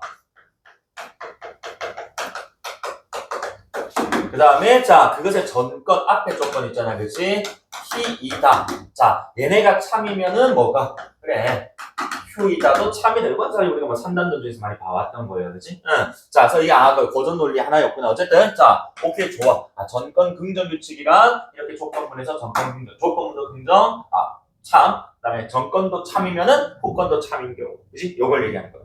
자, 그런데 이런 비슷한 방식으로 이번엔 어디에서 비고전 논리, LP에서 한번 요걸 적용해 보겠다는 거예요. 그러면, 자, 이 LP에서 전건 긍정 규칙이 성립하려면 자, 요 문장 한번 잘 봐둬라. 일단 내가 4번 문제 풀 때 이거 얘기할 거야.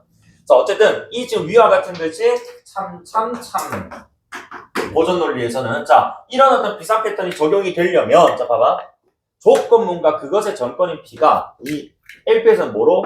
참 또는 참인 동시에 거짓이라고 지금 설정 좀 하고 있어. 그러니까 여기서는 참 또는 참이면서 거짓. 그러니까 이 전건도 참 또는 참이면서 거짓. 그러면 이 전건 긍정 규칙에 따르면은 자, 동건아, Q이다와 같은 이 후건 결론도 뭐여야 돼? 참 또는 참이면서 거짓이어야 된다고. 전건 긍정 규칙이 성립하려면, 그치? 응. 자, 이런 것들, 그치? 봐봐. 그래서 똑같은 얘기 나와. 그래서 그것의 후건인 Q도 참 또는 참인 동시에 거짓이어야 된다.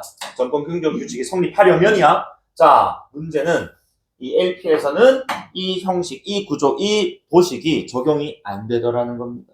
왜? 보자. LP에서 조건문의 전건은 참인 동시에 거짓이고, 후건은 거짓인 경우에, 자, 그래서 조건문과 전건은 모두 참인 동시에 거짓이지만, 후건은 거짓이 된다. 어쨌든, 이 지금 구조에 따르면은 얘도 뭐 해야 된다고? Q이다. 후건도 참 또는 동시에 거짓이어야 되는데 뭐가 돼버리더라고? 거짓이 돼버리더라는 겁니다. 그치? 어쨌든, 둘 중 하나만 나와도 됐는데, 참도 아니고, 참이면서 동시에 거짓도 아니더라는 거야. 완전 다른 지금 결론이 나와버린다. 그치? 그러니까 이거는 전건 긍정 규칙이 성립이 안 되더라는 거지. 응. 그래서 요게 지금 뭐야? 자, 위에 나왔다. 우리가 흔히 이제 살아가는 어떤 방식은 사실은 고전 논리적 관점일 거야. 그치? 그래서 우리가 흔히 생각하는 이런 지금 뭐야? 추론 규칙들이 성립이 안 되고 있더라는 겁니다. 물론 뭐 이런 지금 양자, 역학적, 즉, 이 상호 베타적 상태의 공존에 대해서 그지 이걸 설명해 준다는 논리. 그래서 좀 뭐 중요한 논리를 할 수 있겠지만은 일반적 상식에는 들어맞지 않는 이런 논리적 한계들도 있더라는 거야, LP가. 그걸 얘기하고 싶었던 것 같고, 그래서 비록 어쨌든 전건 긍정 규칙이 성립하진 않습니다만은 고전 논리가 답하지 못했던 양자 역학적 관점, 그지? 에 대한 설명, 논리적 설명이 가능했다라는 의의가 있다. 그러니까 이게 마무리가 조금 또 이게 또 뭐야? 너무 좀 급하게 끝나는 느낌도 좀 있다.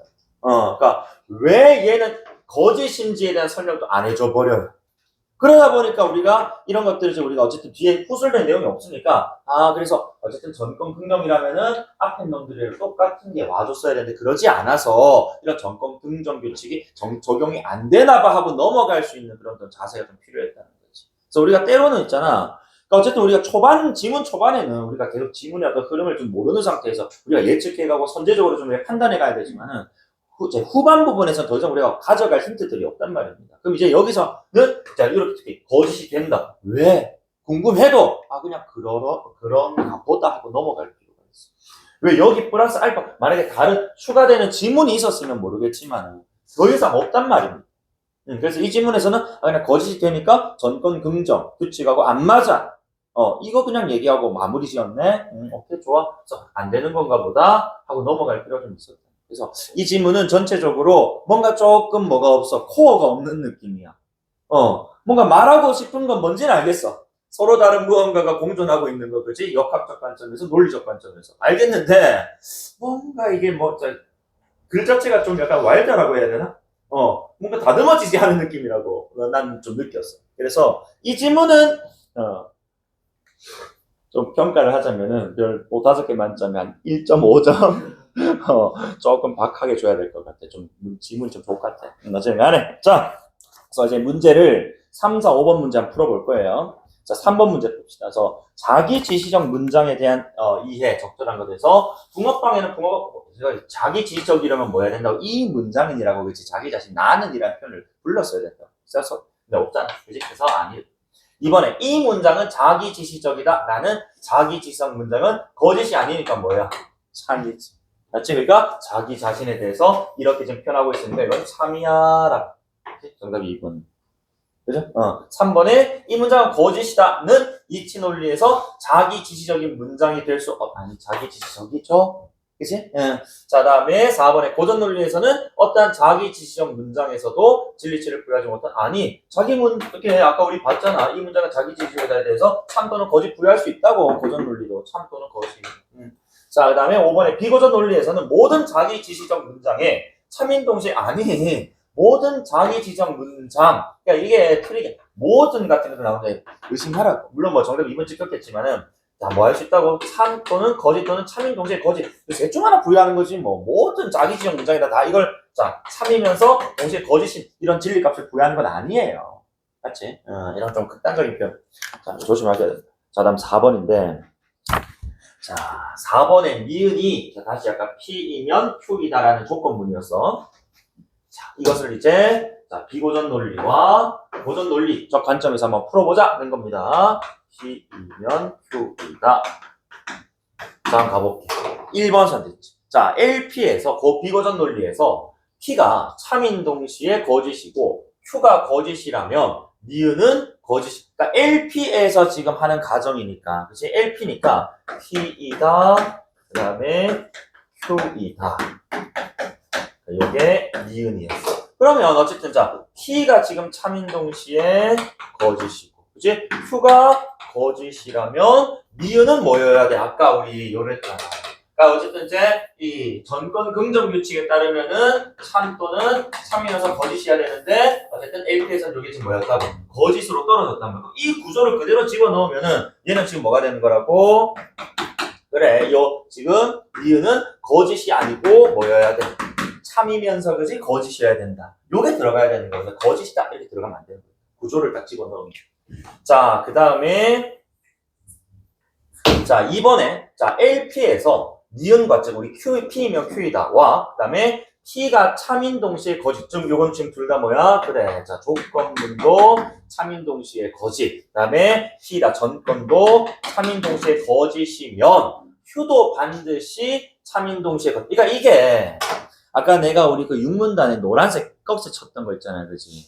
그러니까 아까 LP에서는 그치? 이게 성립하려면 이렇게 돼야 된다고 했단 말이야.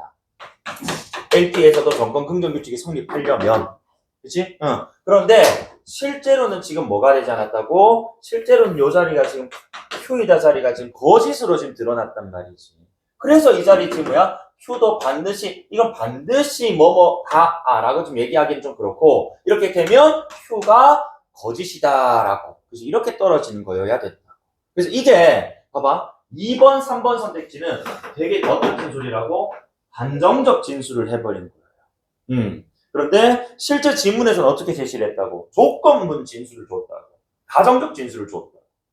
그러다 보니까 이게 지금 지문과 선지 사이에 지금 이제 진술 방식이 좀 뭐하다 보니까 뉘앙스가 센스가 좀 다르다 보니까 그러니까 이게 더 단순하게 생각해봐. 그러면은 2번에 LP에서 니은 그지 그 다음에 P가 참이면서 동시에 거짓 참이면서 동시에 거짓이면은 당연히 약간 전권 긍정 규칙이 그지 자 고려했을 때 이 자리도 그지 반드시 참인 동시에 거짓 아닐까 2번 찍은 친구들 되게 많을 거란 말이야. 아니 그거는 지문에서는 지금 가정적 조건절로 준 것이고 뭐뭐 하려면 즉 전권 긍정 규칙 성립하려면 이래야 된다고. 실제 LP에서는 이 자리가 F가 나타났다 이거거든. 그지 그래서 이렇게 지금 이제 자 조건절이 아닌 상황 즉 LP에서 얘기를 해버렸기 때문에 전권 긍정 규칙 성립하려면 조건을 안 줬기 때문에 여기 이 자리 들어갈 말은 참인 동시에 거짓이 아니고 거짓이다가 들어가줘야 돼. 이게 조금 엇가스럽긴 하다. 3번도 같은 논리야. 봐봐. LP에서 자 이번에 P이면 Q이다와 그 다음에 P이다 난 전건이 참 또는 참인 동시에 거짓이라면 그치 자 이번에는 요것도 좋네. 참 또는 참 또는 그치 자 참인 동시에 거짓이면은 Q도 반드시 참 또는 참인 동시에 그러니까 이거 2번 3번 선택지 사실 같은 맥락인 거야. 그러니까 이것도 지금 뭐가 빠져버렸다고. 그러니까 LP에서 그지 만약 이렇더라도 그지 자 전권 긍정 규칙이 성립 안 하기 때문에 뭐가 떨어진다고? F가 떨어진단 말이야. 라는 얘기를 하고 싶었던 것 같은데 이건 지금 뭐가 전권 긍정 규칙이 성립하면 그지? 1하는 전자가 깔린 지금 진술들이란 말이야. 요거는 2, 3번. 이해되나? 근데 LP에서 라고 얘기를 해버렸기 때문에 이것은 반전격 진술로 봤어요. LP에서는 자 족구리하고리 전권 긍정 규칙을 떼고 봤을 때 F가 나와야 될 자리다. 2, 3번은 세트예요, 사실.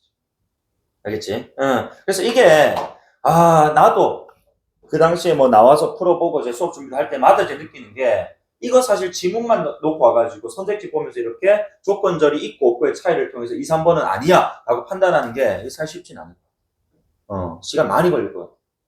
어쨌든 자 4번 선택지 한번 볼까? 고전 논리에서 자 우리 P 몇 개다 조건문과 전건이 각각 거짓이 아닐 때 같은 말 뭐야? 고전 논리니까 참 그렇지? 일 때는 자 Q는 거짓이다라고 그렇지? 그러니까 자 여기서 봤을 때 고전 논리에서 자 그러니까 얘는 T 뭐가 와야 돼? Q는 T여야지. 그러니까 이거는 솔직히 그지? 자 다음 그러면 이제 선택지 남은 건 5번밖에 없고 이제 5번에 고전 논리에서 자 LP가 각각 지금 이제 조건문과 전건이 자 참이면서 그다음에 Q가 거짓인 것은 불가능하다. 왜? 반드시 뭐 해야 되니까 고전 논리니까 얘네가 만약에 조건문도 전건도 참이면은 Q 후건은 무조건 뭐여야 되니까 T 고전 논리는 뭐가 좋은데 고전 논리는 여기 지금 뭐가 그래 여기서는 전건 긍정 규칙이 뭐 한다고 얘는 무조건 성립하기 전제되어 있거든. 맞니? 그러다 보니까 여기서는 야 얘네 둘이 T면은 Q가 F일 수는 절대로 없어 라는 말은 성립한단 말이야. 이해되니? 어쨌든 정답 5번이고 그리고 5번 문제 사실 나는 4번이 3점짜리 같은데 자 5번 문제는 어쨌든 자 우리 A가 고전 논리를 따르는 사람 B가 LP를 받아들일 뿐만 아니라 양자역학에서 상호배타적 상태 공존이 시사하는 자 봐야 돼 이 크리스트의 견해도 받아들이는 사람이래요. 그리고 기억, 니은, 디귿, 리을을 구분해야 된다. 어떻게? 기억, 니은은 미시, 디귿, 리을은 거시. 이렇게 구분해야 된다고. 그리고 여기서 트릭이 뭐였냐? 자, 우리 이 LP 또는 양자역학에서 상호배타적 상태 공존 이런 것들은 어디에서만? 미시에서만이야. 그치? 그러면은 이 B라는 사람도 LP 받아들이고 양자역학을 받아들이지만은 거시에서는 상호배타적 상태의 공존 가능 불가능? 불가능하다는 걸 받아들이는 사람인 거지. 이 말이 깔리는 거야. 알겠어? 그래서 정답 5번 보세요. 5번 선택지. 자, B는 자 우리 B 자 양자역학을 받아들이는 사람. 근데 양자역학의 이 관점은 어디에서만? 미시에서만 적용인 거야. 그러니까 자 B는 리을이 참이 아니라면 참인 동시에 거짓이라고 주장해야 안 해. 못하는 거지. 왜? 이 디귿과 리을은 무슨 세계니까? 거시 세계잖아. 그지? 거시 세계니 B라는 사람도 이게 공존은 미시에서만 적용이고 거시에서는 그지? 상호배타적 상태 공존이 안 될 거야. 그지? 그러니까 참이 아니라면 거짓이라고 해야 되지. 참인 동시에 거짓이라는 이런 양자역학적 관점 다시 상호배타적 상태의 공존의 관점을 보여줘서는 안 된다는 겁니다. 거시적 세계이기 때문에 대상 자체.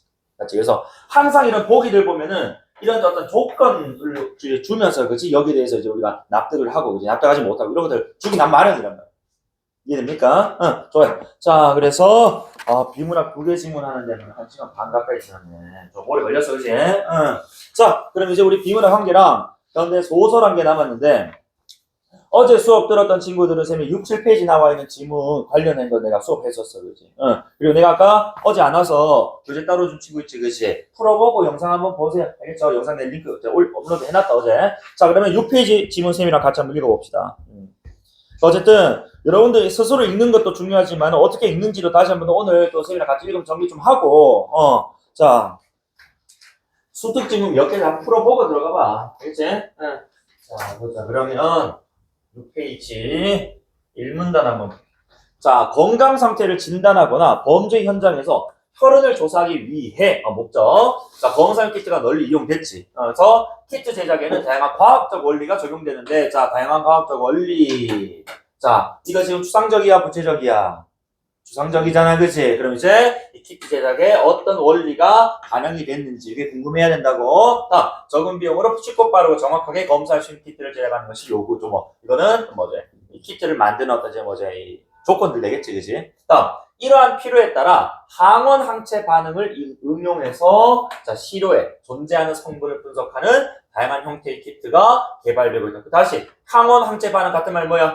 과학적 원리 이렇게 읽어야지. 그지? 그리고 항원 항체 얘기는 우리 좀 줄곧 나와요. 그래서 항원은 뭐야? 저항 원인이고, 그지? 항체는 뭐야? 저항 주체입니다. 그렇지? 그래서 어쨌든 항원이 있어야 뭐야? 항체가 이제 일을 하게 되는 거지. 그렇지? 응. 자, 어쨌든 그래서 항원 항체 반응은 항원이 그다음에 그 항원에 자 특이적으로 반응하는 항체가 결합하는 면역 반응을 말한다. 어쨌든 간에 항원이 있고 항원 생기면은 야 씨발 침입했네 저기 때려잡아야지 하고 그지 항원들이 그지 자 이렇게 깝치지 못하게끔 누가 항체가 결합을 한단 말이에요. 자, 그래서 어쨌든 항체 제조 기술이 발전하면서 휴대성이 높고 분석 시간이 짧은 측면 유동 면역 분석법. 그러니까 너무 기니까 줄여서 L이라고 표현할게 알겠지? 자, L을 이용한 다양한 종류의 키트가 개발되고 있다. 그럼 어쨌든 이제 일문단 빌드업이 우리가 마무리가 되었어. 어쨌든 과학적 원리가 적용된 키트가 개발되고 있는데 그때 그 원리는 항원 항체 반응이고 그걸 또 이제 활용해서 만들어낸 그지 분석 방법을 우리는 L이라고 부르겠다는 거야. 맞지? 응. 자, 그래서 어쨌든 요게 지금 자 언제쯤 지문이냐면은 코시국 지문이에요. 그래서 우리 코로나 막 터지고 이제 뭐 코로나 키트 검사 키트 이런 것들 막 이제 편의점이라든지 이런 데서 막 사고 그랬잖아, 그렇지? 그런 것과 관련해서 나온 건데 어제도 말씀드렸지만은 요게 시의성이 있어 비문학 지문이라는 게 사람이 직접 쓰니까 교수님들이 한 달 동안 합숙해가지고 그래서 한 9월 한 10월쯤에 들어가시거든요. 그러니까 그 이전까지 핫했던 어떤 이슈들 올해 이슈들 중에 몇 가지가 언급이 돼가지고 뭐 몇 가지 소개가 되기도 해요. 그렇지? 이번은 뭐 이제 수능은 아니고 이제 그 6급 평가원 모의고사 지문이긴 했는데 어쨌든 간에 자 그래서 우리는 요 L 자 키트에 적용되는 원리겠지. 그리고 이제 여기서 원리는 이제 알겠으니까 이런 것들이 어떻게 항원 항체 반응을 활용해서 그치 때려잡는가 또는 뭐가 있는지를 검사 진단하느냐 요 지금 과정이 이제 좀 궁금해지지 않느냐 그치? 그래서 밑에 이 문단 한번 볼게요. 자, 우리 L 키트를 이용하면 키트에 나타나는 선을 통해 액상의 시료에서 검출, 시료는 시험재료 어제도 했다. 그래서 자, 검출하고자 하는 목표 성분의 유무를 그치 간편하게 확인할 수가 있다.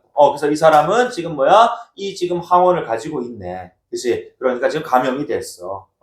그래서 뭐 이제 병 가서 이제 항체를 뭐 인위적으로 집어 넣는다거나, 그치? 또는 몸속에 있는 항체를 발현할 수 있게끔 뭔가 이제 약물을 뭐 주입을 한다거나 하겠지. 어쨌든 자, 그래서 L키트는 가로로 내가 어제도 얘기했지만은 요즘 패턴이 뭐하다고?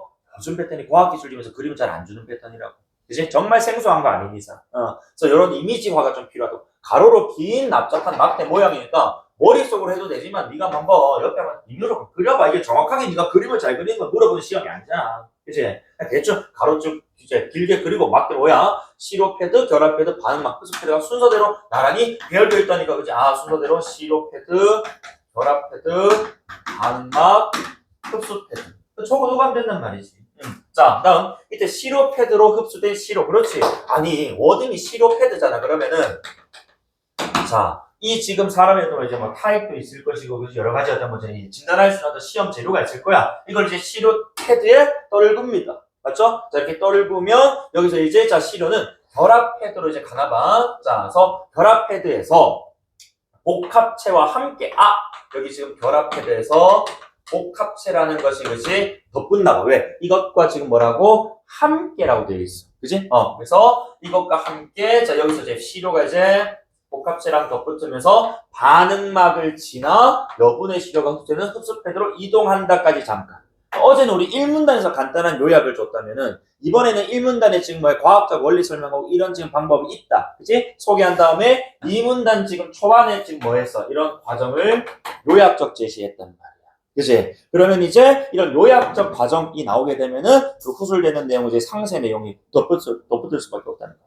그렇지? 그러니까 자 어쨌든 여기 이제 자 결합패드에 있는 복합체라는 거 제가 설명 좀 더 해주는데 이 친구는 금나노입자 또는 형광비드 등의 표지 물질에 특정 물질이 붙어서 이루어진다. 아, 그러니까 복합체라는 게 왜 복합체이냐 했더니 표지 물질에다가 어떤 특정 물질 같은 것들이 복합적으로 붙은, 그지? 그런 물질이라서 복합체라고 불러요. 어쨌든 간에 그런데 여기 표지라는 말은 지금 보니까 금나노 아니면은 형광비드와 같은 거라고 좀 이렇게 등나노, 뭐뭐 등의, 뭐뭐 같은 그러면은 뒤에 놈이 예시예요. 알겠지? 그래서 표지 물질로는 우리가 금, 나노 입자 또는 형광비드, 형광이니까 막 색깔 다르다는 거겠지. 어제 끝내 오늘 비슷해.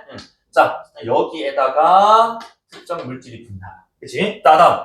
그래서 이때 표지 물질은 발색 반응에 의해 색깔을 나타낸다. 그래서 아까 형광 뭐라며. 그치? 그러니까, 자, 색깔을 나타내는데, 이 표지 물질에 붙어 있는 특정 물질은 키트 방식에 따라 종류가 다르다. 그래서 키트 방식이라는 게 변수가 되겠고, 이 특정 물질은 그치? 자, 두 가지 이상이 되겠네.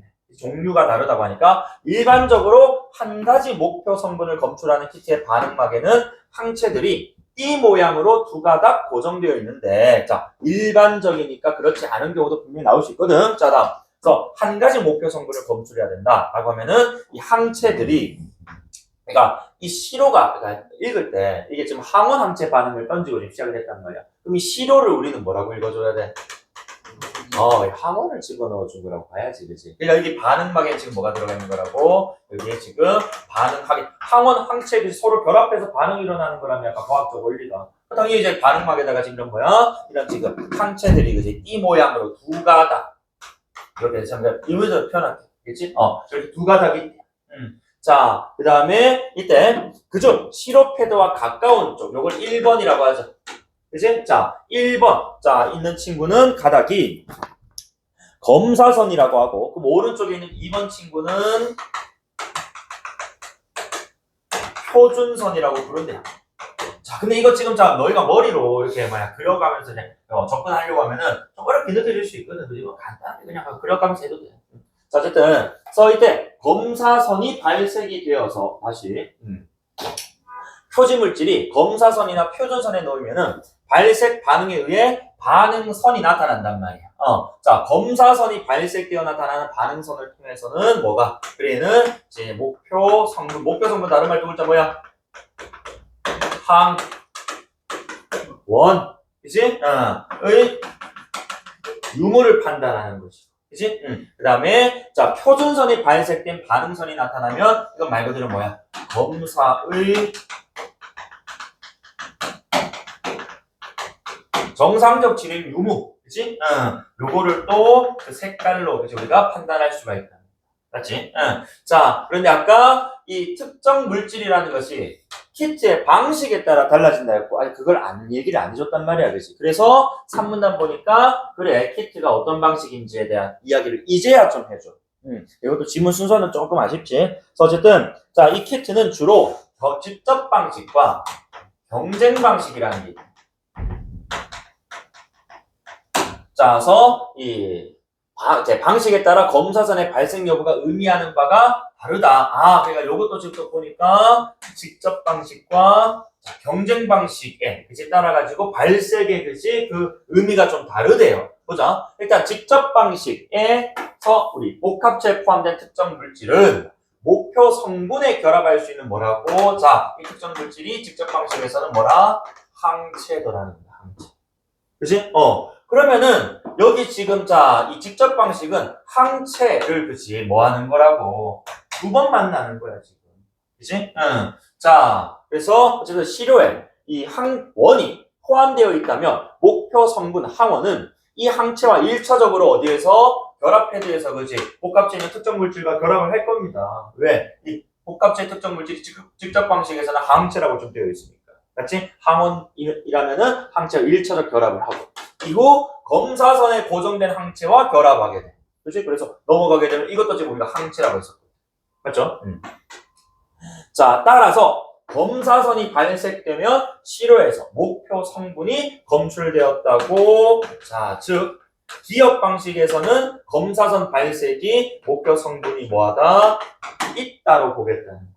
그치? 자, 한편하고 문단 중간에 이런 한편을 리프했습니다. 화재 전환이지 경쟁 방식에서 복합체 포함된 특정 물질은 목표 성분에 대한 항체가 아니라 뭐더라고? 항원이더라는. 그치? 그러면 어쨌든 그럼 봐봐. 시료도 항원이고 복합체부터 특정 물질도 항원이니까 여기 있는 누구? 검사선에서 만나는 우리 항체가 그지? 누구랑 붙어 먹어야 되노? 라고 고민할 거란 말이지. 쉽게 얘기해서. 그래서 봐.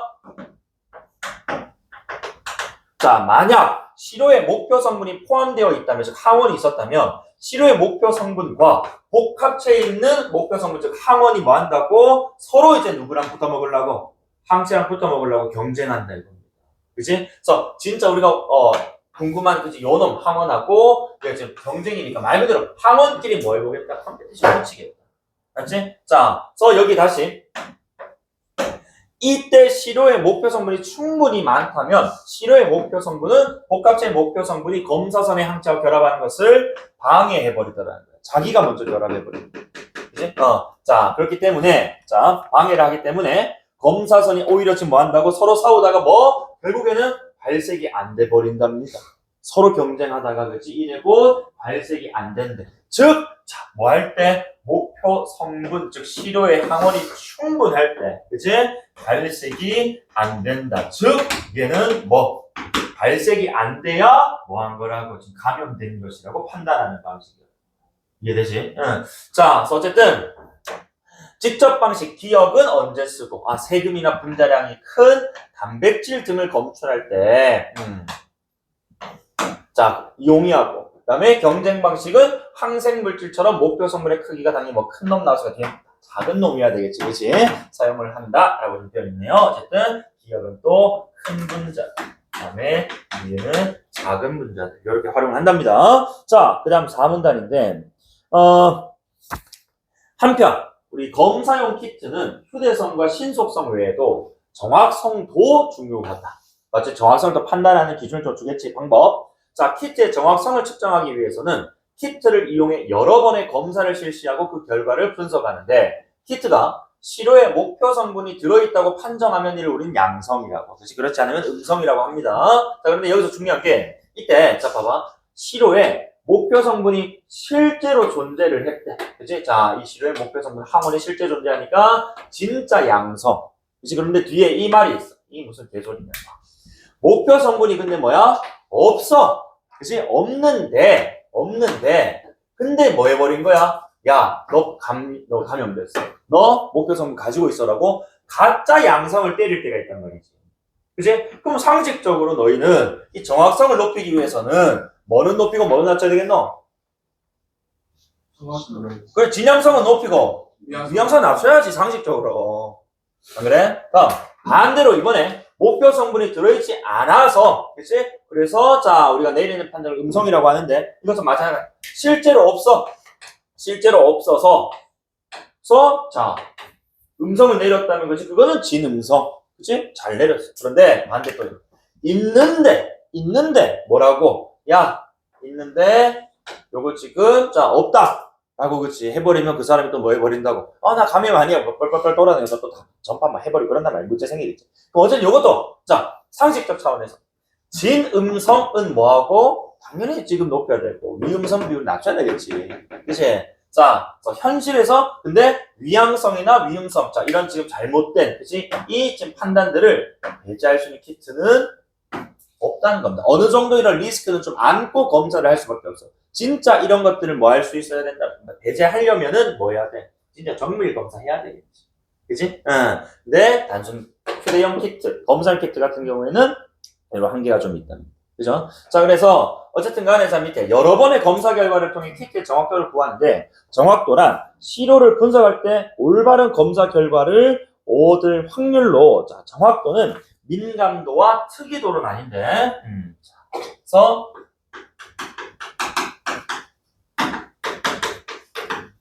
민감도 보자. 시료에 목표 성분이 존재하는 경우에 키트가 이를 양성으로 판정한 비율이다. 즉 쉽게 얘기하면은 진양성. 그치? 근데 여기서 자 이게 여기서 너희가 문제를 좀 잘 읽어야 돼. 지금 잘 읽어야 되는 게 양성으로 지금 판정한 비율이잖아, 그지? 근데 이때 양성은 진양성 말고 뭐 더 있어? 위양성이 있다. 위양성은 지금 뭐였는데? 가짜 양성이잖아, 그지? 없는데 뭐라고 하는 거야? 있다라고 판단해버리는 거지. 그치? 어쨌든 이 비율을 낮춰야 민감도가 높아지겠지. 왜? 진양성의 비율이 높아질 거야. 맞아? 그럼 반대로, 자, 특이도는 치료의 목표 성분이 없는 경우야. 그치? 그러니까 얘는 음성인데, 자, 그럼 당연히 얘는 진음성 비율이 좀 높아져야 될 건 아니냐. 맞지? 그래서, 자, 결국 이렇게, 자, 음성으로 판정한 비율이니까, 특이도, 이런 것들이 지금 정확도의 지금 한 변수로서, 어쨌든 얘도 지금 뭐야? 뭐를 낮춰야 돼? 그래. 그러니까, 가짜 음성, 즉, 있는데, 없다라고 해버리는 게 있단 말이야, 그치? 이래버리면 지금 뭐, 그래. 이거 지금, 특이도가 낮아질 수밖에 없단 말이야. 자, 어쨌든 간에, 자, 이런 경우를, 자, 고려를 해서, 자, 봐봐.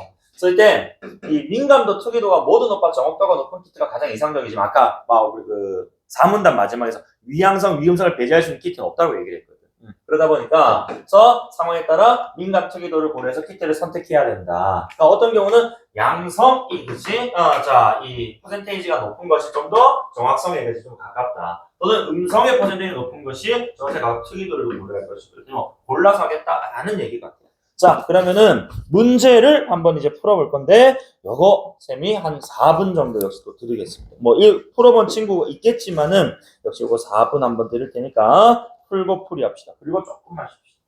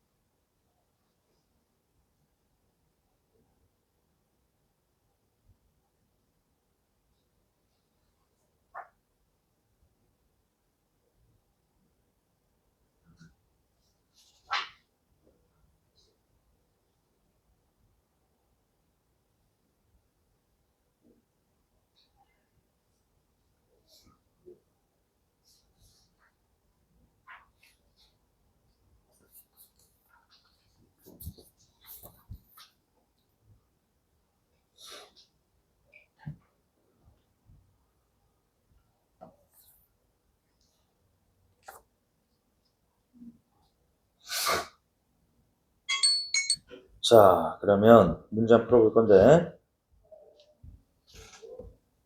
자, 1번에 적절하지 않은 건 3번 합시다.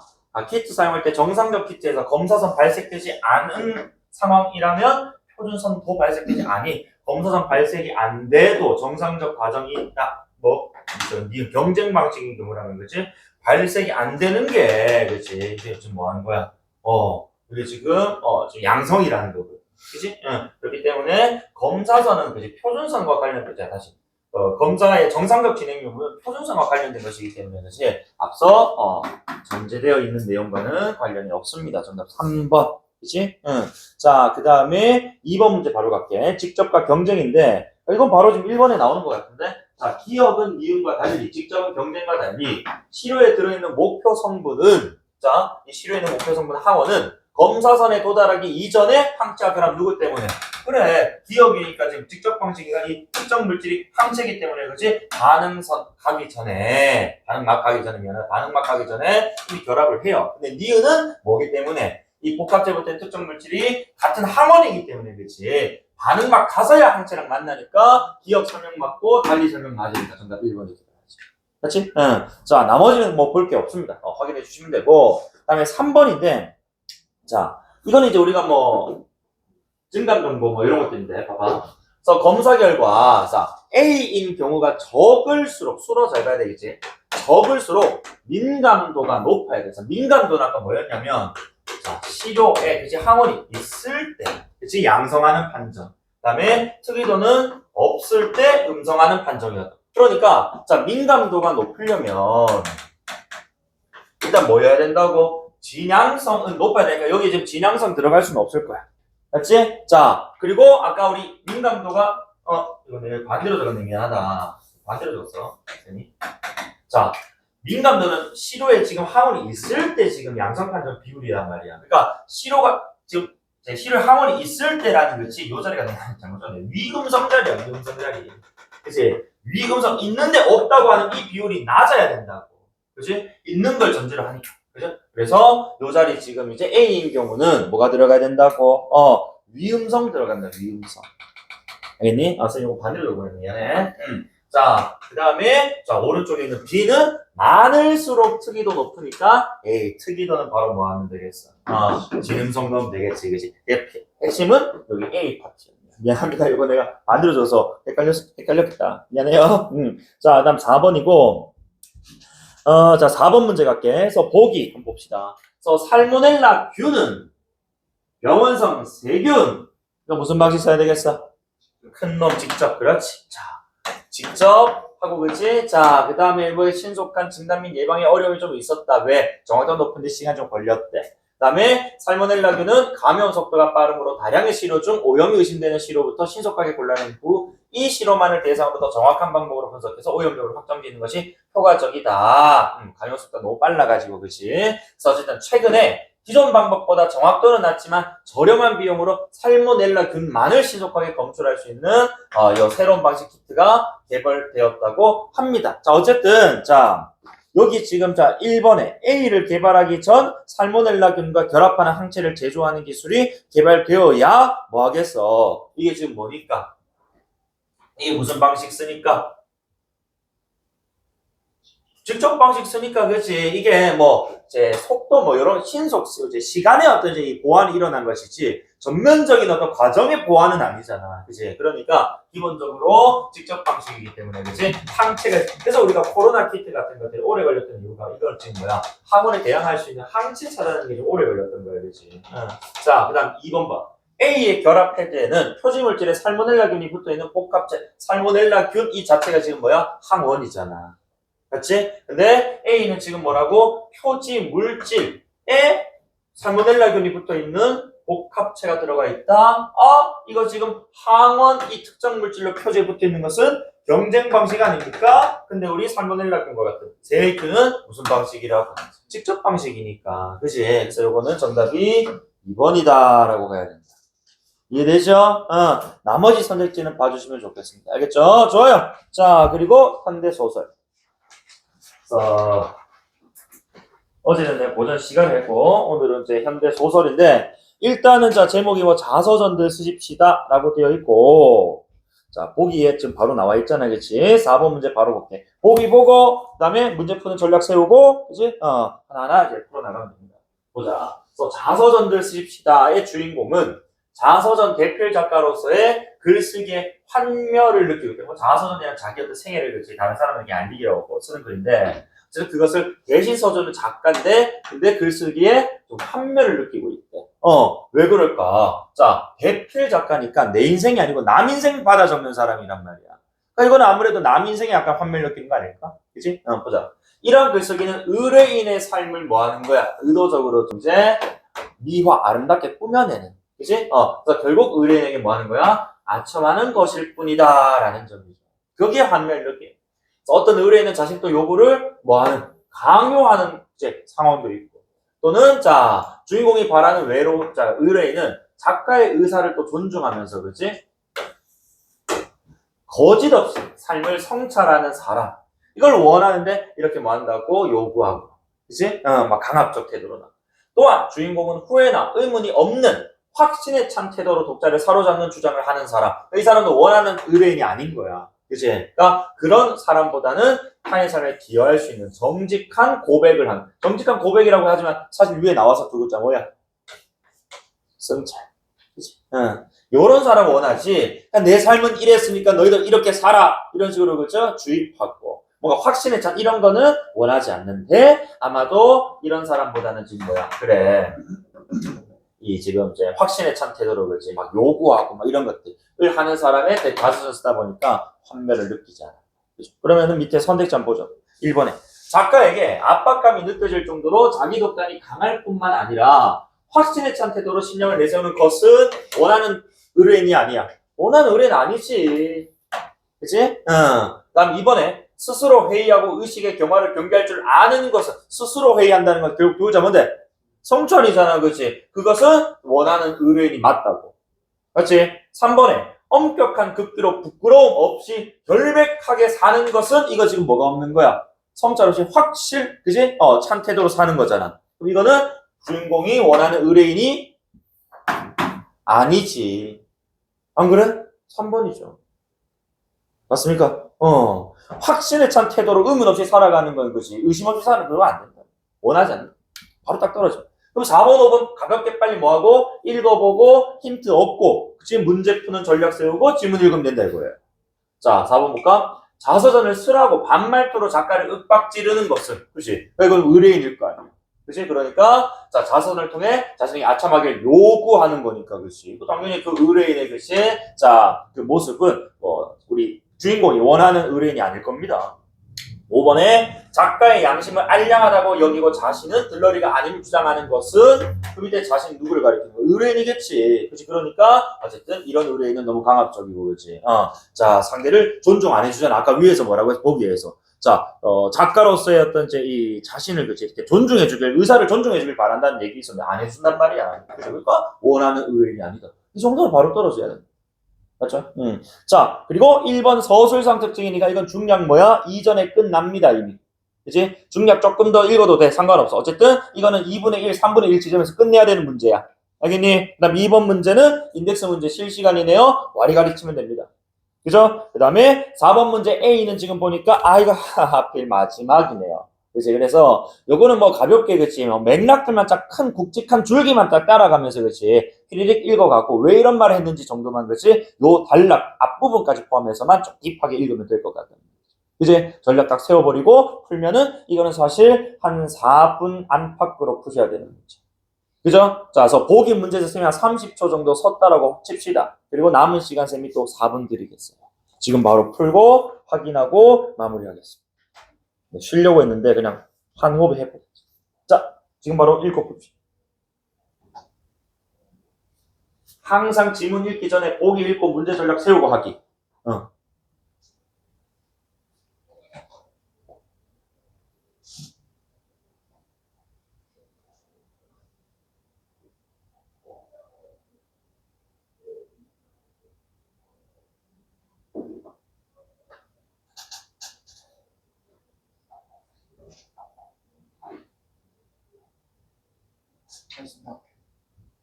저는 지나가지고.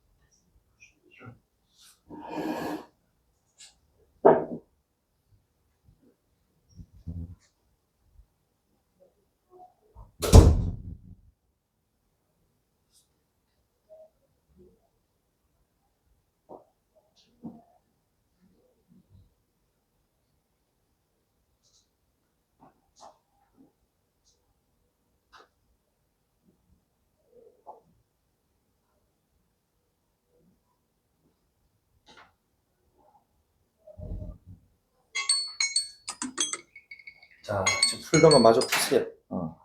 1, 20초 정도 더 드리겠습니다.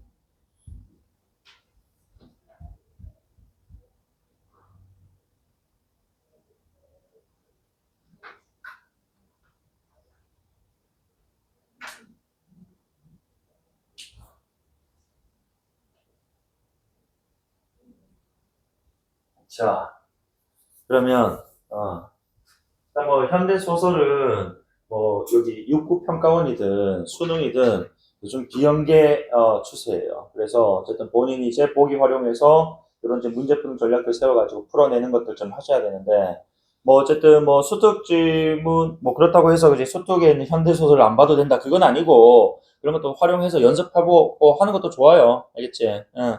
자, 그래서 1번에, 자, 정답은 우리 2번이었어. 그지? 분명히 내가 아까 얘기했던 것처럼 이런 서술상 특징 묻는 문제들은 2분의 1 또는 3분의 1 지점까지만 읽어도 충분합니다. 알겠죠? 그래서 어쨌든 서술자가 중심 인물의 내면 지옥이란 인물의 내면의 행위를 내면의 묘사를 해서 인물이 처한 갈등 상황, 그것이 의뢰인과의 상황을 제시하고 있다는 정답은 2번. 자, 2번의 정답은 이게 1번 선택지가 조금 그래서 좀 애매한 표현이었다라고 뭐 오답률 같은 거가 그렇게 나와 있던데 근데 기억이 정 내게 말재간을 한번 부려보고 싶어서 이래? 라고 그지? 말재간이란 거지. 말을 가지고 하는 어떤 뭐 어쨌든 지금 이제 뭐 장난 어쨌든 간에 지금 이제 상대 말을 그지 말장난 정도로 좀 취급한단 말입니다. 그래서 어쨌든 자 지우개 말을 무시하고자 하는 거지. 경멸이란 단어 때문에 약간 조금 덜컥했었을 것 같긴 해. 근데 어쨌든 간에 상대와 지금 이제 뭐야 이 지우기 자서전을 좀 안 써주겠다라고 얘기를 했던 것 같아. 그지? 그런 과정에서 지금 찾아와서 항의하는 과정에서 이제 경멸 상대 약간 무시하고 까내리는 듯한 그런 표현이었다고 보면 1번은 맞는 말이에요. 정답은 5번 선택지지. 그래서 1번이 매력적이었고 그 나머지는 괜찮았던 것 같아. 1번만 넘어왔다면. 그래서 5번에 침묵하는 지우개에게 피문호가 자신에 대한 의구심을 풀 것을 촉구하고 있다? 아니지. 그래서 내 좀 더 똑똑히 말을 해줄까? 이건 지금 뭐라고? 그래. 지금 전후 맥락 읽어왔으면 그렇지. 아니, 내 이야기, 내 자서를 왜 안 써주냐, 이거야.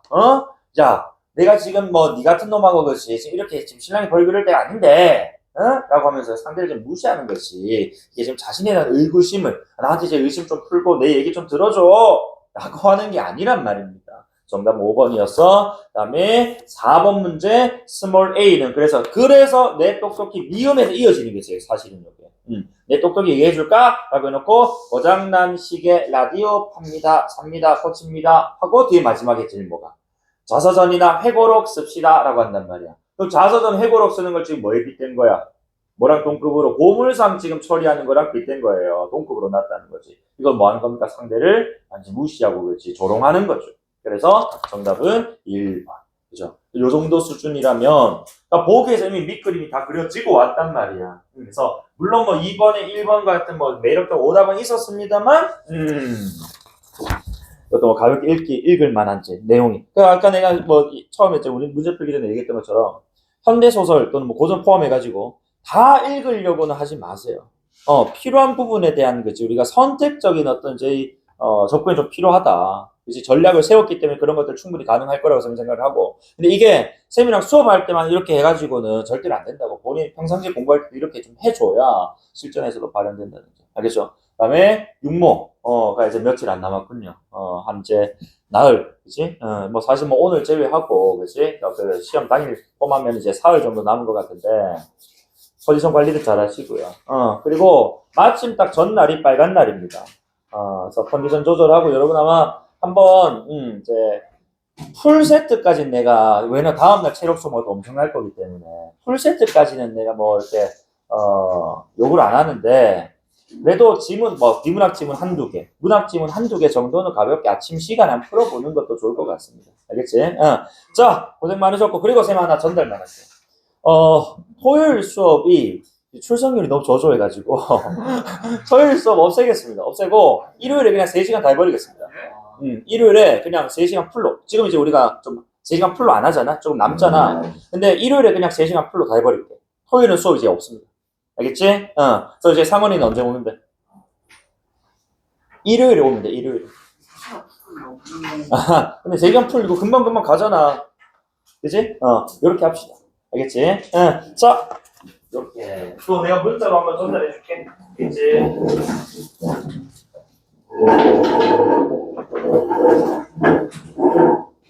고생했어.